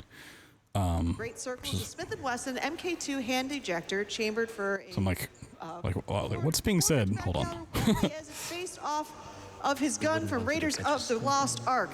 Happy birthday, BT. Keep doing good runs. Love seeing you here. Yeah, that was a problem for the entire run. Just not being able to hear it properly. That was awesome. I got an answer to my question. Yeah. Right? Yeah, so Voss was nice enough to give us a hat, but unfortunately we're still stuck here. We are going to get some new friends though, the Nazis and the... Oh, we'll talk about some audio issues when we get to Doom. There's some shenanigans that we'll talk about on that one. But yeah, I'm pretty sure I asked them after the run if they could hear the donation host, and they said they couldn't. Yeah. Didn't hear all the names. I mean, I could if I wasn't like talking or if I had like something going on in the game, right? Because it's coming over the loudspeakers in the venue, so it's like I can hear them if I'm really paying attention, or if I like take my headphones to the side so I can hear past them. You know, the headphones are going to block out some sound, and then if like one of them are talking, it's just gonna be like noise canceling. Yeah, but if you see me like move the headphones off for a second, it's just because I'm trying to listen. Fascists have left. Time to bring on the real monsters. It's not snakes. You know, Andy can sigh. He can breathe a sigh of relief. It's not snakes, but it is a scorpion. I like to call this Scorpion aim labs. Yeah, we do have to kind of just push them away so they don't kill us. And yes, this is a real mechanic that we have to do every single run. I don't know how Indy has the lung capacity to push scorpions away. Unfortunately, there's no way to speed this up besides blowing on them on the first scorpion as early as we can. There's nothing we can do after that. It's just stuck on a timer. It's also nice to just attack one at a time. Yeah. Get away. Does this sequence get like harder in the No. subsequent difficulties? No. No. No, it's just a thing. I'll come mobbing you. The only difference is they would do more damage if they actually hit you. There are certain points where you can just like not interact with these cutscenes or the end-game cinematic moments, and you just don't have to worry about your health. The scorpions actually will kill you. I did test if we could just like get up and walk away and use the bathroom. No, they will just have no mercy. So they're going to dig us out, and through the power of cutscenes and skipping them, we're going to go across the world because our job in Giza is done. The stone is recovered. Unfortunately, although we got it, Voss took it from us, and now we're headed to the Himalayas. Quite a difference in climate. So it is quite the globe-trotting adventure. And unfortunately, this is where the big Gina escort part comes into play. This is the whole W stretch. But we also need to make sure to not soft lock her, because if we try to speed her up in any capacity, she really has a tendency to break, and then we just can't continue. So we're in the Himalayas. What is this Zelda font? Is this where Twilight Princess takes place? Not sure. Unfortunately, we also can't sprint. We're just following her along. We do have a couple of little things we can do, but yeah, if you get no donations, this would be a great time. Of course, we are almost at $16,000 of that $25,000, so keep that coming, friends. We have another $27 donation from Cleo the cat that simply says, meow. Thank you so much, Cleo, for that donation to Doctors Without Borders. And Yvonne has donated $100 and just says, for that good ending. Thank you so much. And also, going back to those scorpions there, Josh and Alexis donated $5 and wanted to know if can Indiana Jones survive in an Evil Dead movie? And so if it's just his head and he's blowing against the zombies, could that work too? I feel like he could. I think so too. With all, I mean, he jumped in a fridge to survive a nuclear bomb. I think he can survive anything. Wait, I thought we weren't going to talk anything after Last Crusade. Ooh. But that wasn't Last Crusade? No. I legitimately don't know what happens there. Yeah, unfortunately, an annoying thing when you whip climb in this game is you have to hold the right mouse button to climb up, and for whatever reason, the game likes to just drop that input. Like if it thinks your feet are on some ledge or something, it'll just cut the animation, and you have to like start it again, and you lose height. The second time here, I think I like hit the little side part. Even when this game works perfectly fine, there's still just a little bit of... Yeah, here like I hit that little side of the rock somehow, Once we which climb that, I'm just gonna... Like the regular way? Yeah. I think I'm hitting like this ledge on the side, but it's a fun little moment. We're gonna make little trails in the snow. Who doesn't like that? Oh, it looks sick in this game. Unfortunately, when I play at home, I have to play on super low graphic settings just to be able to run it at like a decent frame rate. This game is quite beefy, so I'm not used to all the nice graphics. Okay. So we'll see what it's like when you actually climb up normally, and this is why we turn to the side. Not terribly slow, but if we're trying to optimize things, we can actually sprint here. There's two different paths for whatever reason, but if we take this one, Gina will just warp ahead of us. The one time we can really get her to speed up. Yeah, and then there she is. Just covered in snow. How you doing? I don't know what she did, but yeah, we're coming out to the Himalayas to find a giant battleship. giant Nazi battleship, which is I don't think we are. somehow made its way out here. So my headcanon is they put the ship from Half-Life 3 in this game. You seeing this too? So we have a nice time to take a picture of it, just get some more adventure points. And then this is a spot where we need to make sure we don't break this before she grabs this ledge. Every runner goes through this. They try to speed this up and soft lock Gina, just to make sure she's up there. And then once she starts climbing, we can actually just jump across.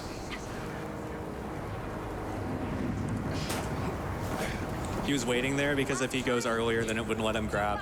Yeah. It falls straight down, and now we're walking in.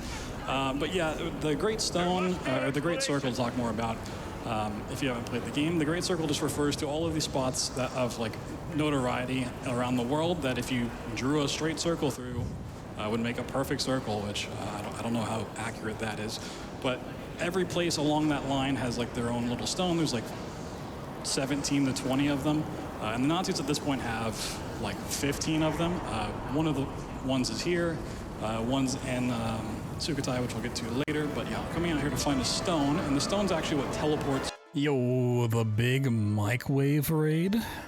The big advanced holding W fan coming in the part of the game where you hold W for like 5 minutes. Yo, what's up, Mike? Hope you had a good stream, man. Look, we're pushing for that incentive right now. We're getting there. We got $9,000 more to raise for your incentive. But yeah, welcome in everybody. We're just going over my 2 runs at SGDQ, Indiana Jones: The Great Circle, and we'll be watching Doom: The Dark Ages afterwards. But welcome in, welcome. Glad to have you. Stuff around the world, it turns out. You need to know the special code phrase. Yo, Empress Fella. Howdy. Do you think that's in Half-Life 3 too? It might be. I guess we'll have to wait and see, honestly.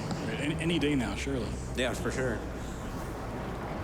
If we keep just saying it's going to come out, eventually it'll happen, just like Silksong, you know? Yep. Also, fun facts. This necklace I'm wearing, it's the weapon from Hollow Knight.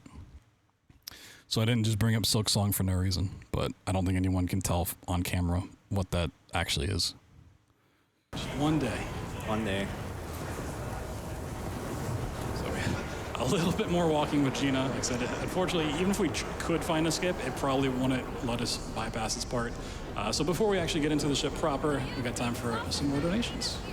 Perfect. $27 from Strava. Little nail. Indy has a PhD, Dr. Jones. He frequently crosses borders. Can we call him an honorary doctor without borders?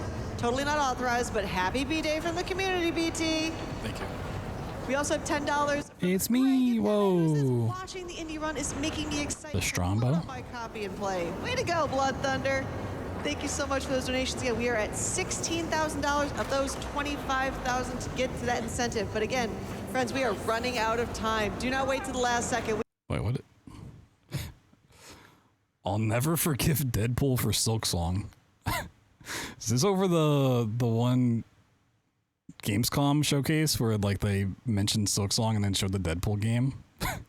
Like people are still holding on to that. That's crazy. Wow.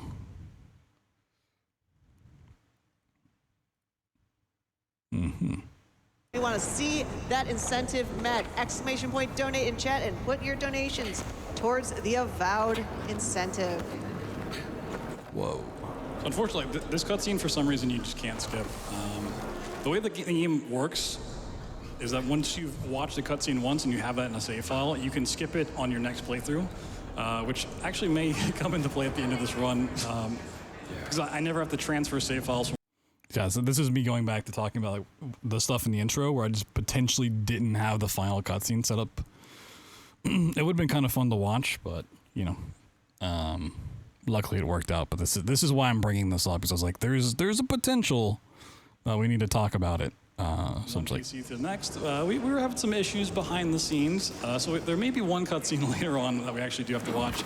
Now we have my favorite part of the run, where I get a little bit hungry each time I do this, because this is a handle covered in snow, but it just looks like a soft pretzel covered in salt, and it just looks so good.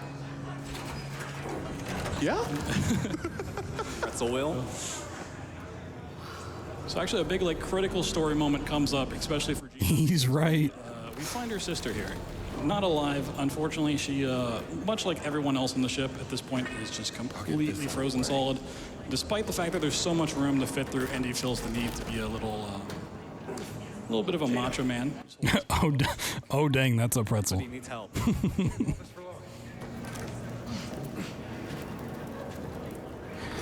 Oh no, he doesn't need help. He's just holding it for her.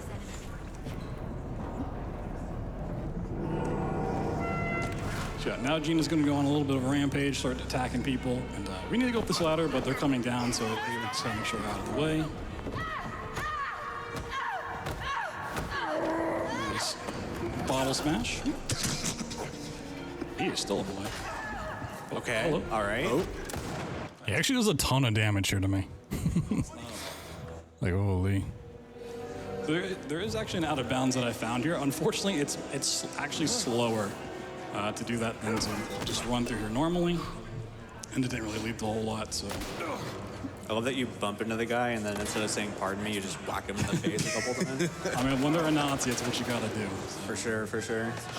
Fun little whip mechanic we gotta do. Usually you're supposed to like interact with different parts of the world by throwing your whip at them and pulling, yanking them. I just found you can just do this from the top. As long as you position it just right. So we don't have to jump all the way down to the floor, pull this on the bottom, and then climb our way back up. This is kind of seen climbing is quite slow and stamina dependent, so we just do that from up there. And, this is one of the more linear maps, a big action set piece. We have a few of these before we get back to it, the last hub of the game, Sukutai. So run past a whole bunch more Nazis, just solve a puzzle, and then some chaos happens.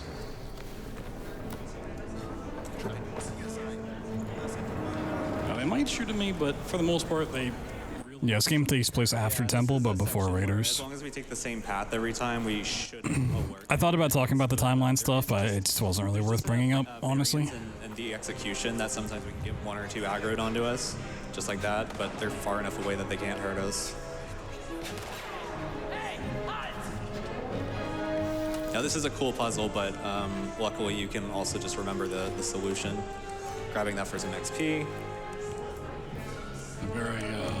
Very evil code they chose.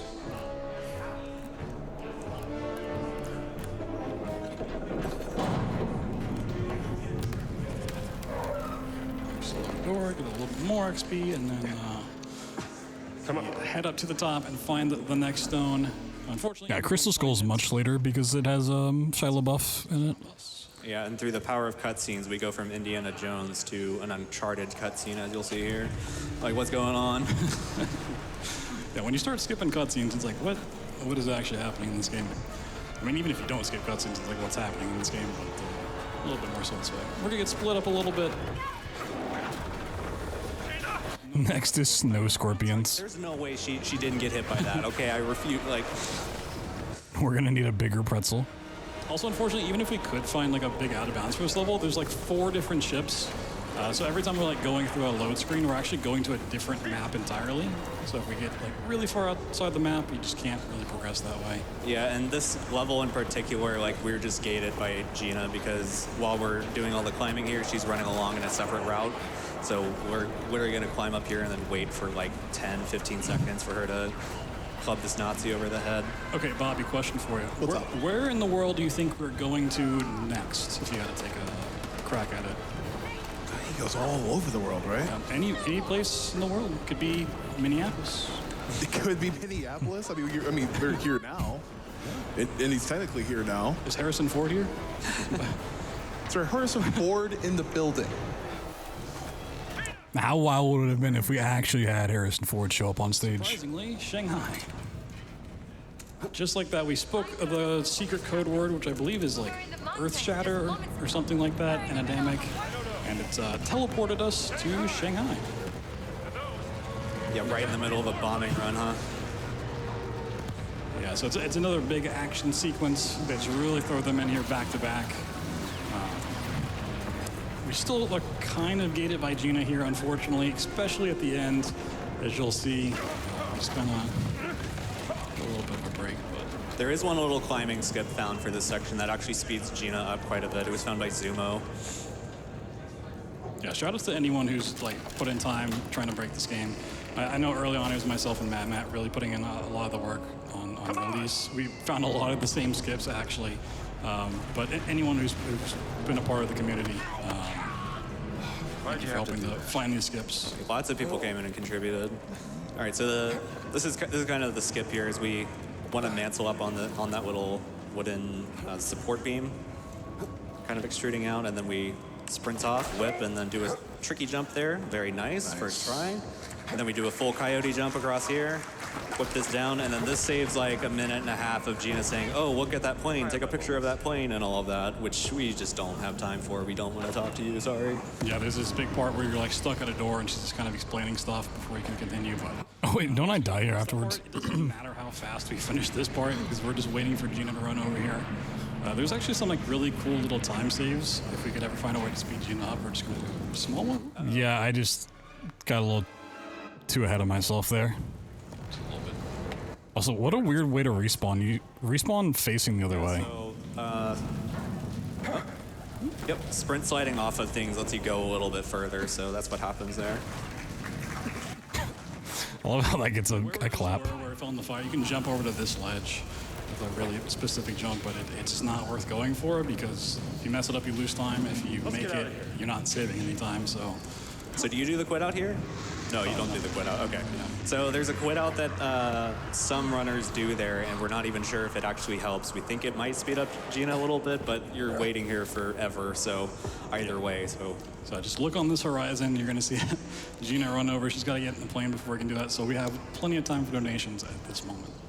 Well, I do want to give a quick shout out to our wonderful Twitch charity tool. We are literally $6.40 away from raising $8,000 to Doctors Without Borders with the extension alone. So thank you so much for that. We also are getting ever closer. We are $8,500 away from getting that good ending for Avowed. Keep those donations coming. And we have Kalubi donating $54, saying 2 tickets to the Avowed good ending, please. I agree. Thank you so much for that donation. And we also have another birthday. We have a $37 donation from Matt saying it's my sister's birthday today as well. Happy 37th, Amanda. Happy birthday. Happy birthday. Happy birthday. So if you thought we were done with set pieces, this is kind of the coolest one. Unfortunately, it's also one where we really don't have to interact with it at all. It's also very like reminiscent to one of Machine Games, the developers behind this, one of their earlier titles. They're supposed to have someone handling it at all times, yeah. This, which makes a lot of sense, but Wolfenstein: The New Order starts with a giant like plane ride segment, and every time I play this, I just think of that and how good those games are. So. Spoke too soon. Yeah, you can see our health in the bottom left and our ammo on the bottom right, and we really don't need to touch it. There's a fun little Easter egg where if you shoot the tail, you get this reference to a part in the movies that actually takes place after this, so it's a throwback to something that hasn't happened.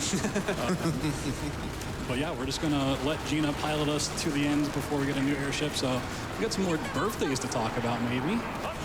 Those birthdays are currently getting those candles ready to be lit. We do have, that said, $10 from Thane. And we're talking about the Himalayas. So the Himalayas, huh? I hear that Indiana Jones and Kung Fu Crew Couples coming in later have been there 400 times, and Indiana Jones only makes up about 1% of that. I see what you did there. Thank you so much for that donation, Doctors Without Borders. We also have $25 from C. Swavely saying, let's go, GDQ. Great, thank you so much for that. And, you know, as I'm talking, that donation, the incentive for the good ending for About is getting closer and closer. We are 2/3 of the way there, but we are running out of time. We need to hit that incentive in time to see the fantastically good ending. And remember that Twitch charity tool I mentioned? We passed $8,000 on that to donate, or donated to Doctors Without Borders. So thank you so much for that. Agreed, round of applause. Also, remember, if you want to put your Twitch extension towards a specific incentive, make sure you activate it on the bottom left-hand side of the screen after you have donated.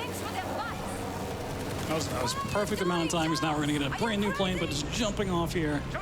This is one of my favorite deaths in the game. It just makes me smile every time. Dropped his gun. Yeah.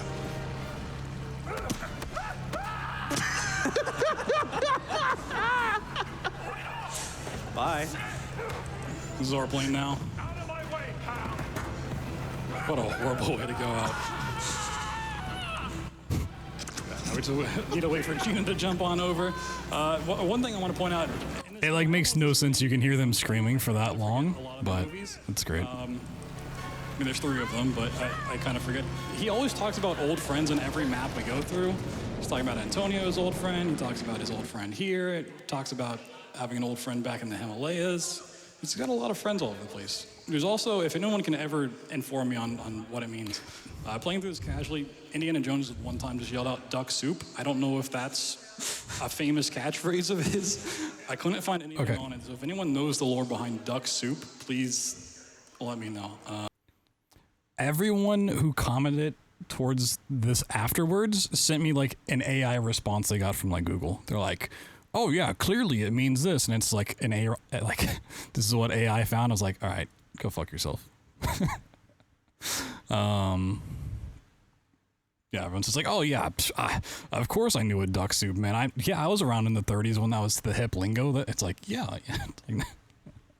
I started reading through those. I was like, come on, like,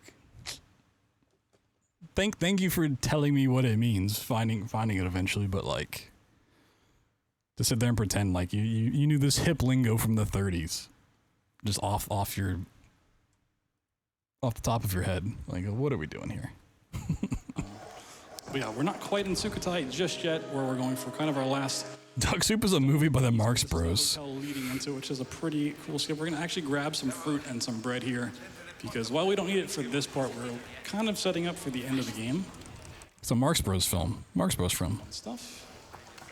Yeah, just like we're gonna go on the.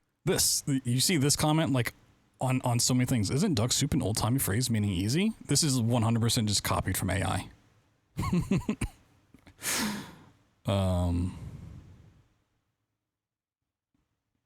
So it's like this exact phrasing is how it's always put, but yeah. American way and just take all the food off of the table in the local establishment. All we've done, we're gonna take starving. it, and then we're gonna down it. Oh, inventory glitch. Yeah, if you try to just like go through your inventory even slightly quicker than like 1 interaction per second, it just takes forever to get what you actually need. Yeah.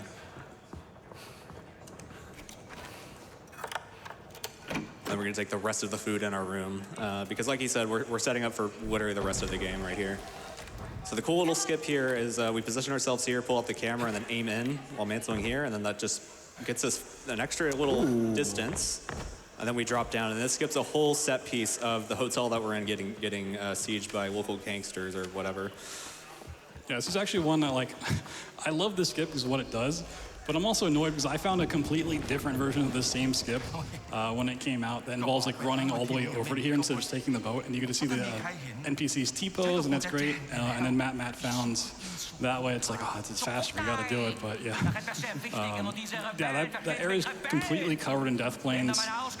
So the fact that we both found completely different ways of breaking that's kind of very like early on we found, speaking of like the next map, a lot of the same things. So we play on patch 2. When we were starting to break this game on release, I had some devs watching me in chat break it, which I was happy about. I don't think they were, because on the next map, we're gonna do an out of bounds, and they patched the way that I found on stream, but Matt at the same time found a slightly different way of doing it, and that wasn't patched, so we still gotta do that. I think eventually they did patch it. Now there's a third way of doing it if you play on like a current version of it, but yeah, we're just kind of waiting for some people to move out of the way. And we gotta get into. I don't remember what I was watching. I think it was like my old PB for Indiana Jones or something, where I was like talking about the same thing of like the devs patching my stuff. And I kind of wanted to bring it up here, where I said like if devs patch one more skip that I find on release, I'm going to start like sending invoices. So I'm just tired of devs popping in and be like, oh, that's a cool strat. And like the next patch, it's just like, oh, fixed. It's just like, all right, either let me have my thing or give me some compensation here for doing QA. But, you know, I'm not going to put him on blast during the marathon. Downtime because Gina needs to do a little bit of dialogue with certain NPCs. And in that downtime, we're going to go around and collect a little bit more stuff. This is where you're getting the rest of the upgrades for the rest of the game. So he's gonna get Moxie, which gives us I don't know how many extra stamina bars. Yeah, so if you get either of the medicine upgrades, the health or the stamina, the health gives you 1 extra bar, the stamina gives you 2 extra bars. Okay. Come up here just to start the dialogue. While she's talking, we're going to... We're just waiting on a conversation Gina's having. Gotta eat more fruit and then take what's there. Yeah, we also have a limit of 3 of each, 3 bread, 3 medical items, and 3 fruit, so... Anything I can Talk to our doctor here. We're gonna pick up Moxie, buy the book. Yeah, speaking of, like, if Andy's a doctor without borders, we do go around collecting medicine and giving it to other ones. Okay, we need a little bit extra. There's a map. There's a map you can go grab by the boat. The game does not want me to get out of the journal. Okay, yeah, there's also a thing we can grab right. Sounds delicious. Luckily, you just have so many points available to you, and Mox is a pretty low item. You're supposed to actually like give it back in the Vatican, so it doesn't cost a whole lot. But now we start a really nice boat ride all the way to the other side of the map. While like going in a straight line from where we are now will get us where we need to go. Unfortunately, we don't have a way past like death planes around that area. But if we do a big arc around the map, go out of bounds, and then come from behind, we can actually bypass all of those death planes. So we do have to fly over there. One thing I would love to see if somebody wants to like glitch hunt a game, if you could ever find a way to like make the boat fly in the air, I have this vision of just going up and over. I want to see like a boat air spoon glitch. That's a vision I'd like to see realized. Yeah. But you get to appreciate the nice water physics in this game. Yeah, so you can see all of the different areas that normally you're supposed to stop. There's a bunch of Nazis and fascists. You're supposed to get collectibles, do all these different puzzles, different trials, and we're just cruising on past. Not interested. There's also usually a lot of dialogue between Gina and Indy, kind of getting to know each other a little bit more. But, by just doing this, they don't really talk until you get basically where we need to go, and then we're just gonna peace out, kind of leave Gina behind. So even though it looks like the river is like really wide here, it's actually not. If you try to get anywhere near the shoreline, you just get stuck. So we're getting these big curves. And to where we need to go. Yeah, my game at home does not look like this. It's actually so pretty. It does look really good. Water's not so clean, but you know, that's something we can work on. Just wanted to give a quick update as you're cruising through that absolutely. Yeah, I don't know about that one. Reviews the water Nintendo games. About good ending, we are at I guess so. $668.35 out of 25,000. You are doing fantastic work. I'll answer this question because I see it. Runners don't bring their own PC? No. Console runners do bring their own consoles, but they have, at least for this event, they did it a little differently. They have 2 PCs, which before they've always had like multiple PCs, usually like 3 behind stage that they, you know, you go in, you install your game from Steam or Epic Games or whatever it may be. Then they just bring that up on stage and you play it off of that. So you just have to bring like your files. What they did for this event, which I really like, and I imagine it's the way they're going to go forward, because before everyone just like installed their stuff on like one profile, right? Like when you boot up your PC, like everyone installs just on that. For this time, they had like a whole server system. So every runner had their own like unique instance of Windows. So you'd go and install, they'd like boot up your profile, and it was just like a fresh version of Windows. So like whatever settings you had in your software, all that stuff, like you didn't have to worry about it getting touched or messed with, because a lot of people use like Rivet Tuner or Logitech G Hub. So there's no like cross contamination of that stuff. And then once you're like done installing, they save it, and and they boot it up for the next person. And when you get on stage, they can just pull it up and you're good to go, which is really cool. I was excited to see that whole thing, which I have no idea how they do that on the back end, but it is really, really nice. Yo, what's up, Muffin? Like, what? Yeah. And I imagine they're just going to keep that kind of process going forward. So it also helps with like file size. Because I think on the back end they had like 10 terabytes in their server for all the stuff. Because before, when everyone installed just like on one profile, one machine, they'd have to do like a mid-week PC wipe. So like, I don't know, like Wednesday, they would just completely wipe the PC. So everyone that came after that had like a fresh install, and like all of the old games got wiped out and stuff. But that just wasn't the need. I think it was to network is how they were doing it. Wasn't entirely sure, but that's what it seemed like, which is really, really cool. Especially with like modern games, because there was a problem in the practice room actually. There's just so many modern PC games there that are like 70 plus gigs a piece. Like, I would have to like ask other runners, like, is it okay if I uninstall your game because I need to practice on this PC, but there's literally no hard drive space. Because, you know, Indiana Jones is 110 gigs. Doom the Dark Age is 70. I think Avowed was 70. Resident Evil is like 70. Oblivion is like 100 gigs. Monster Hunter Wilds is like 100 gigs. There's just, it's just ridiculous. It's so stupid. But maybe in the future, one of the games we're going to be working on here soon, at least we're going to play, and will probably be a run, System Shock 2 Remaster. I got it when I got home. Went to install. 5 gigs. I was like, damn, if I get to run this at a GDQ, like 5 gigs.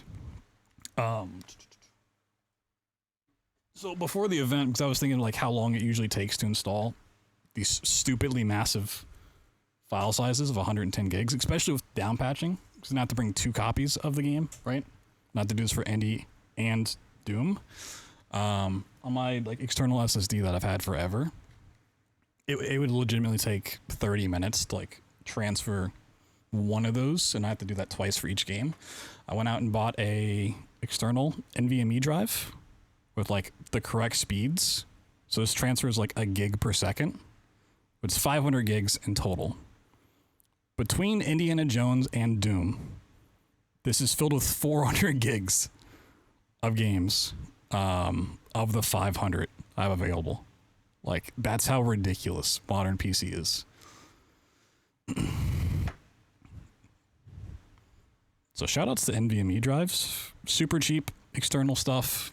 Super fast speeds. As long as you have the right USB ports, which I also had to make sure going into the event, the PCs they had correct USB ports, like 3.2 Gen 2 or Gen 4, just to get the transfer speeds. Otherwise, yeah, these games, I would have legitimately been there for like an hour trying to install the stuff, but it was like 5 minutes total, which is super nice.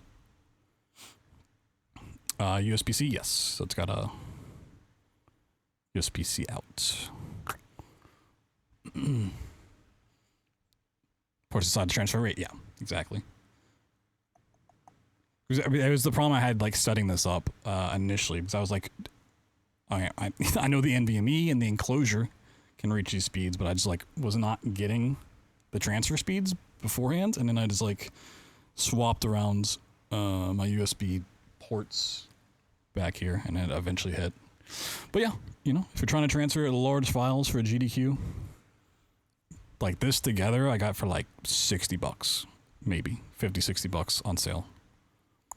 Lifesaver. Friends, but we All right, back to the run. $300 away, so we are getting closer and closer, but not quite there yet. And just want to give a quick little birthday shout out to Big Bad Beluga, for who donated $10 and said, "It's my dog's birthday today. He's 10 today and still just as good of a boy as he was 10 years ago." Okay, I want to see how this looks on stream, because this is the part that just costs so much time And it's simply because the monitors were so fucking dark. I like literally blinked and I completely lost where I was. And then once I realized I was lost, I was like, I know you don't have enough time to swim under if you don't do it like in one go. So I try to back up and get to the surface so I could do it again. And then I completely got lost trying to turn around and it backfired. So once you take a bit of damage, the strat's over. Is the problem. It's not like so much of like just dying or running out of stamina. It's if you take damage, because we need full health and like full items for the final skip. So as soon as we take a tick of damage, which is just like the first tick of running out of air, it's over. Birthday, big bad belugas, best boy. Happy birthday. Yeah, like this. Gone all the way across the map. Oh, I just went up too soon. A bit of collision. Actually. But look how dark it is here. It's even darker on the monitors, if you can believe that. Right. Yeah, I went up too soon. Belugas, best boy. Happy birthday. Yeah, now that we've like Today, he's 10 today and still just as good of a boy as he was 10 years ago.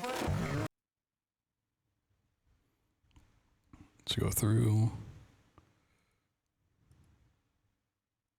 Yeah, this right here, this is like what I need to go under. And I just like curve up. Hey, yep. Yep, oop, not that. Speed. Classic. way across the map, we just leave Gina behind. Unfortunate. A bit of collision. Actually. Yeah, and I already took a damage, so I knew it was over. This monitor is actually a lot darker than I thought it was going to be here. Gonna take some damage, I think. Yeah. I don't know, I didn't just Go through the boat ride again. Now, you might be a little sad, but it's people's birthdays we need to celebrate, so That's what I'm saying. I just want to hear more of those, honestly. My face lit up when you said the boat ride again, because I've got plenty of things to talk about. All right, we have $27 from Cold Brew Science saying, love Indiana Jones and the Great Circle because it inspired me to upgrade my graphics card. Really enjoying it. He's got soup in his eyes. You also have $27 stock. Yo, sweet, thank you for the 92 months. Appreciate you. Thank you, thank you. Do they provide second monitors? No.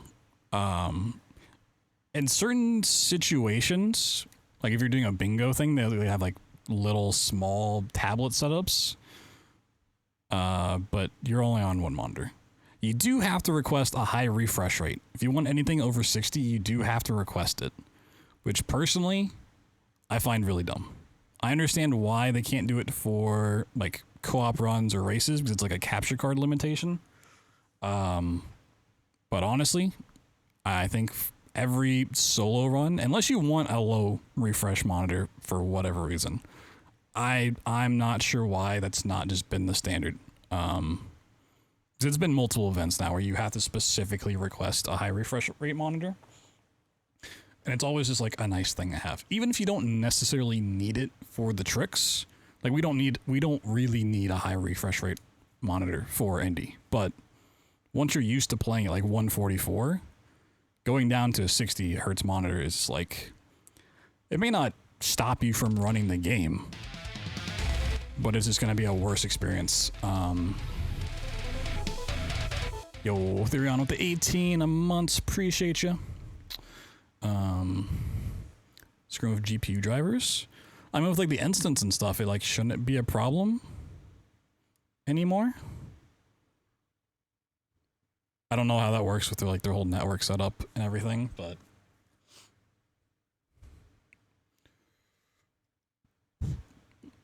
potentially. So I feel like that should be like high refresh is the standard, and then if you need lower or like a GPU driver, like that's a special thing you should ask for it at that point. Specifically, yo Dan, what's up, dude? Can run a high refresh monitor lower, yeah. So I think their max at the moment's like 165 that you can ask up to, but they can set it to whatever. But Maybe there's a reason that I don't know about. All I've heard is like it's a capture card problem, especially with like multiple runners. But as like a solo runner, I don't know why it would be a problem.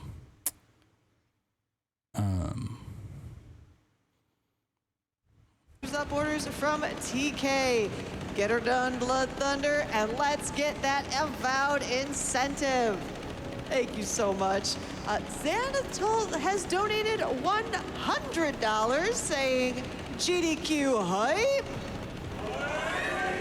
Let's go avowed good ending. $25 from Cannon Swift. This is why we donate, a good ending.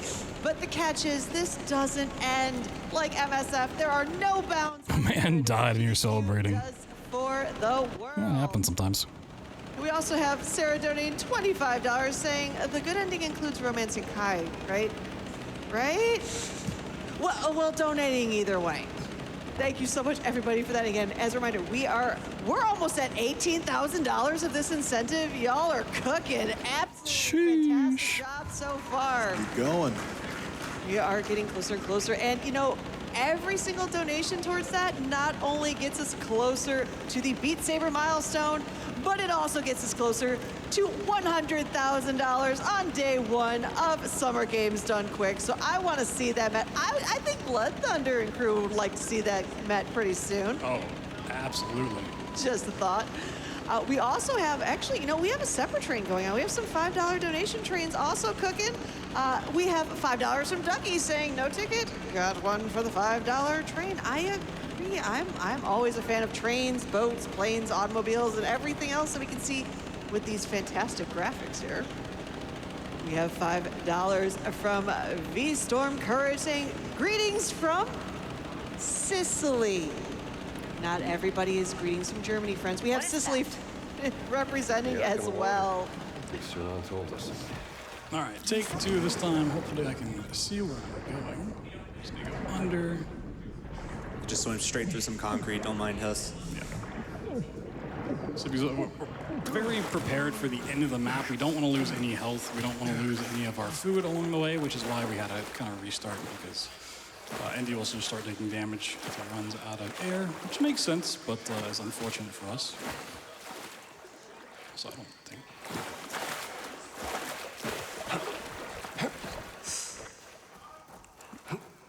That was a little scary. There we go. If you fall in that pit, you're stuck. It's over.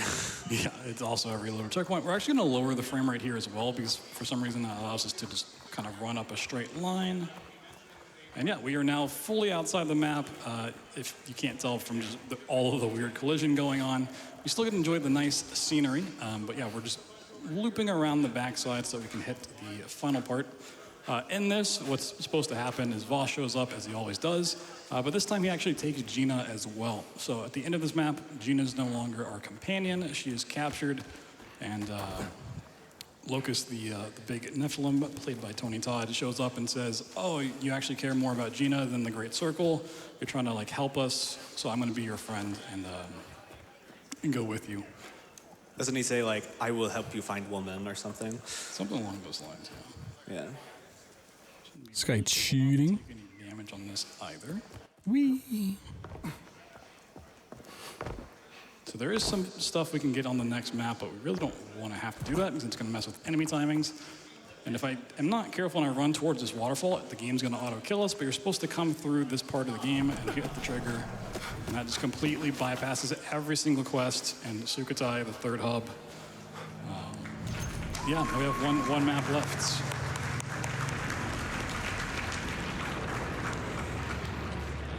So while we have a skip before we get to like the final fight, I didn't mention like how the game works with cutscenes. So there might be one cutscene we have to watch, which is pretty long, and I already informed everyone on tech about it. It may happen, hopefully not, but we're gonna lose our hat and get it back real quick. Yeah, when we get down to where Voss is, we may. Yeah, I was like 95%. A little bit of a wait. We'll see. It's a fun cutscene though. Wasn't sure we were gonna have to watch the final cutscene. The path we take, we actually like really want to be as optimal as possible because we want the enemies in the next area to be in a pattern that's such that we can get past without getting detected easily. Because we're pretty much gonna run in between like everyone there and go straight up to the front of the pyramid. Okay, you do the restart checkpoint for safety. So we have more consistent spawns. Yeah, we need to do like a small skip to actually get up to where the big skip is, and then the fun really begins. Yep. So we're running straight up to the front of the pyramid, then we're gonna look to the side and then do another glitch mantle, kind of like the one we do for window skip. Yeah, this time we actually don't have to lower FPS, which is nice. Thankfully, yeah. Yep, up like that. We're gonna grab a little safety checkpoint just so we don't ever have to do that part again, and then yeah, this part's a little scary, but we'll see how it goes.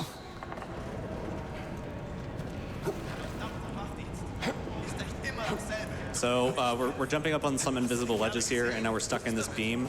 And then we're This part was so mean. jumping so we can get up as high as possible.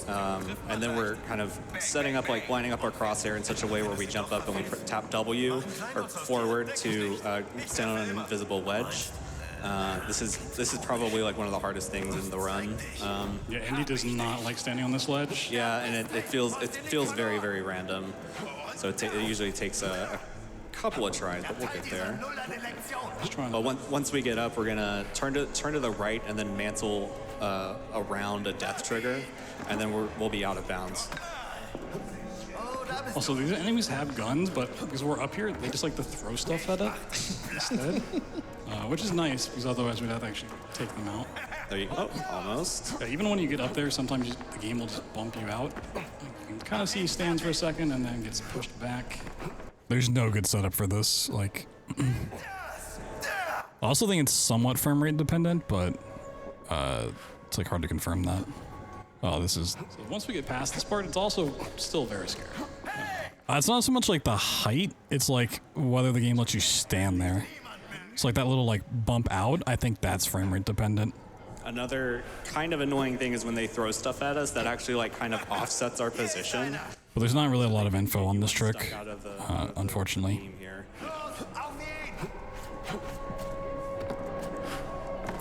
So I think every runner has tried different setups for this, and I don't think anyone's found anything that's nearly consistent. All this. Actual setup, so trying a couple that have worked for me in the past here. You can see the rocks just flying over my head. Andy really just does not want to. I keep seeing you clip onto it and then slide right off. Another annoying thing about this game is the physics are tied to frame rate. So if it fluctuates at all, oh, there we go.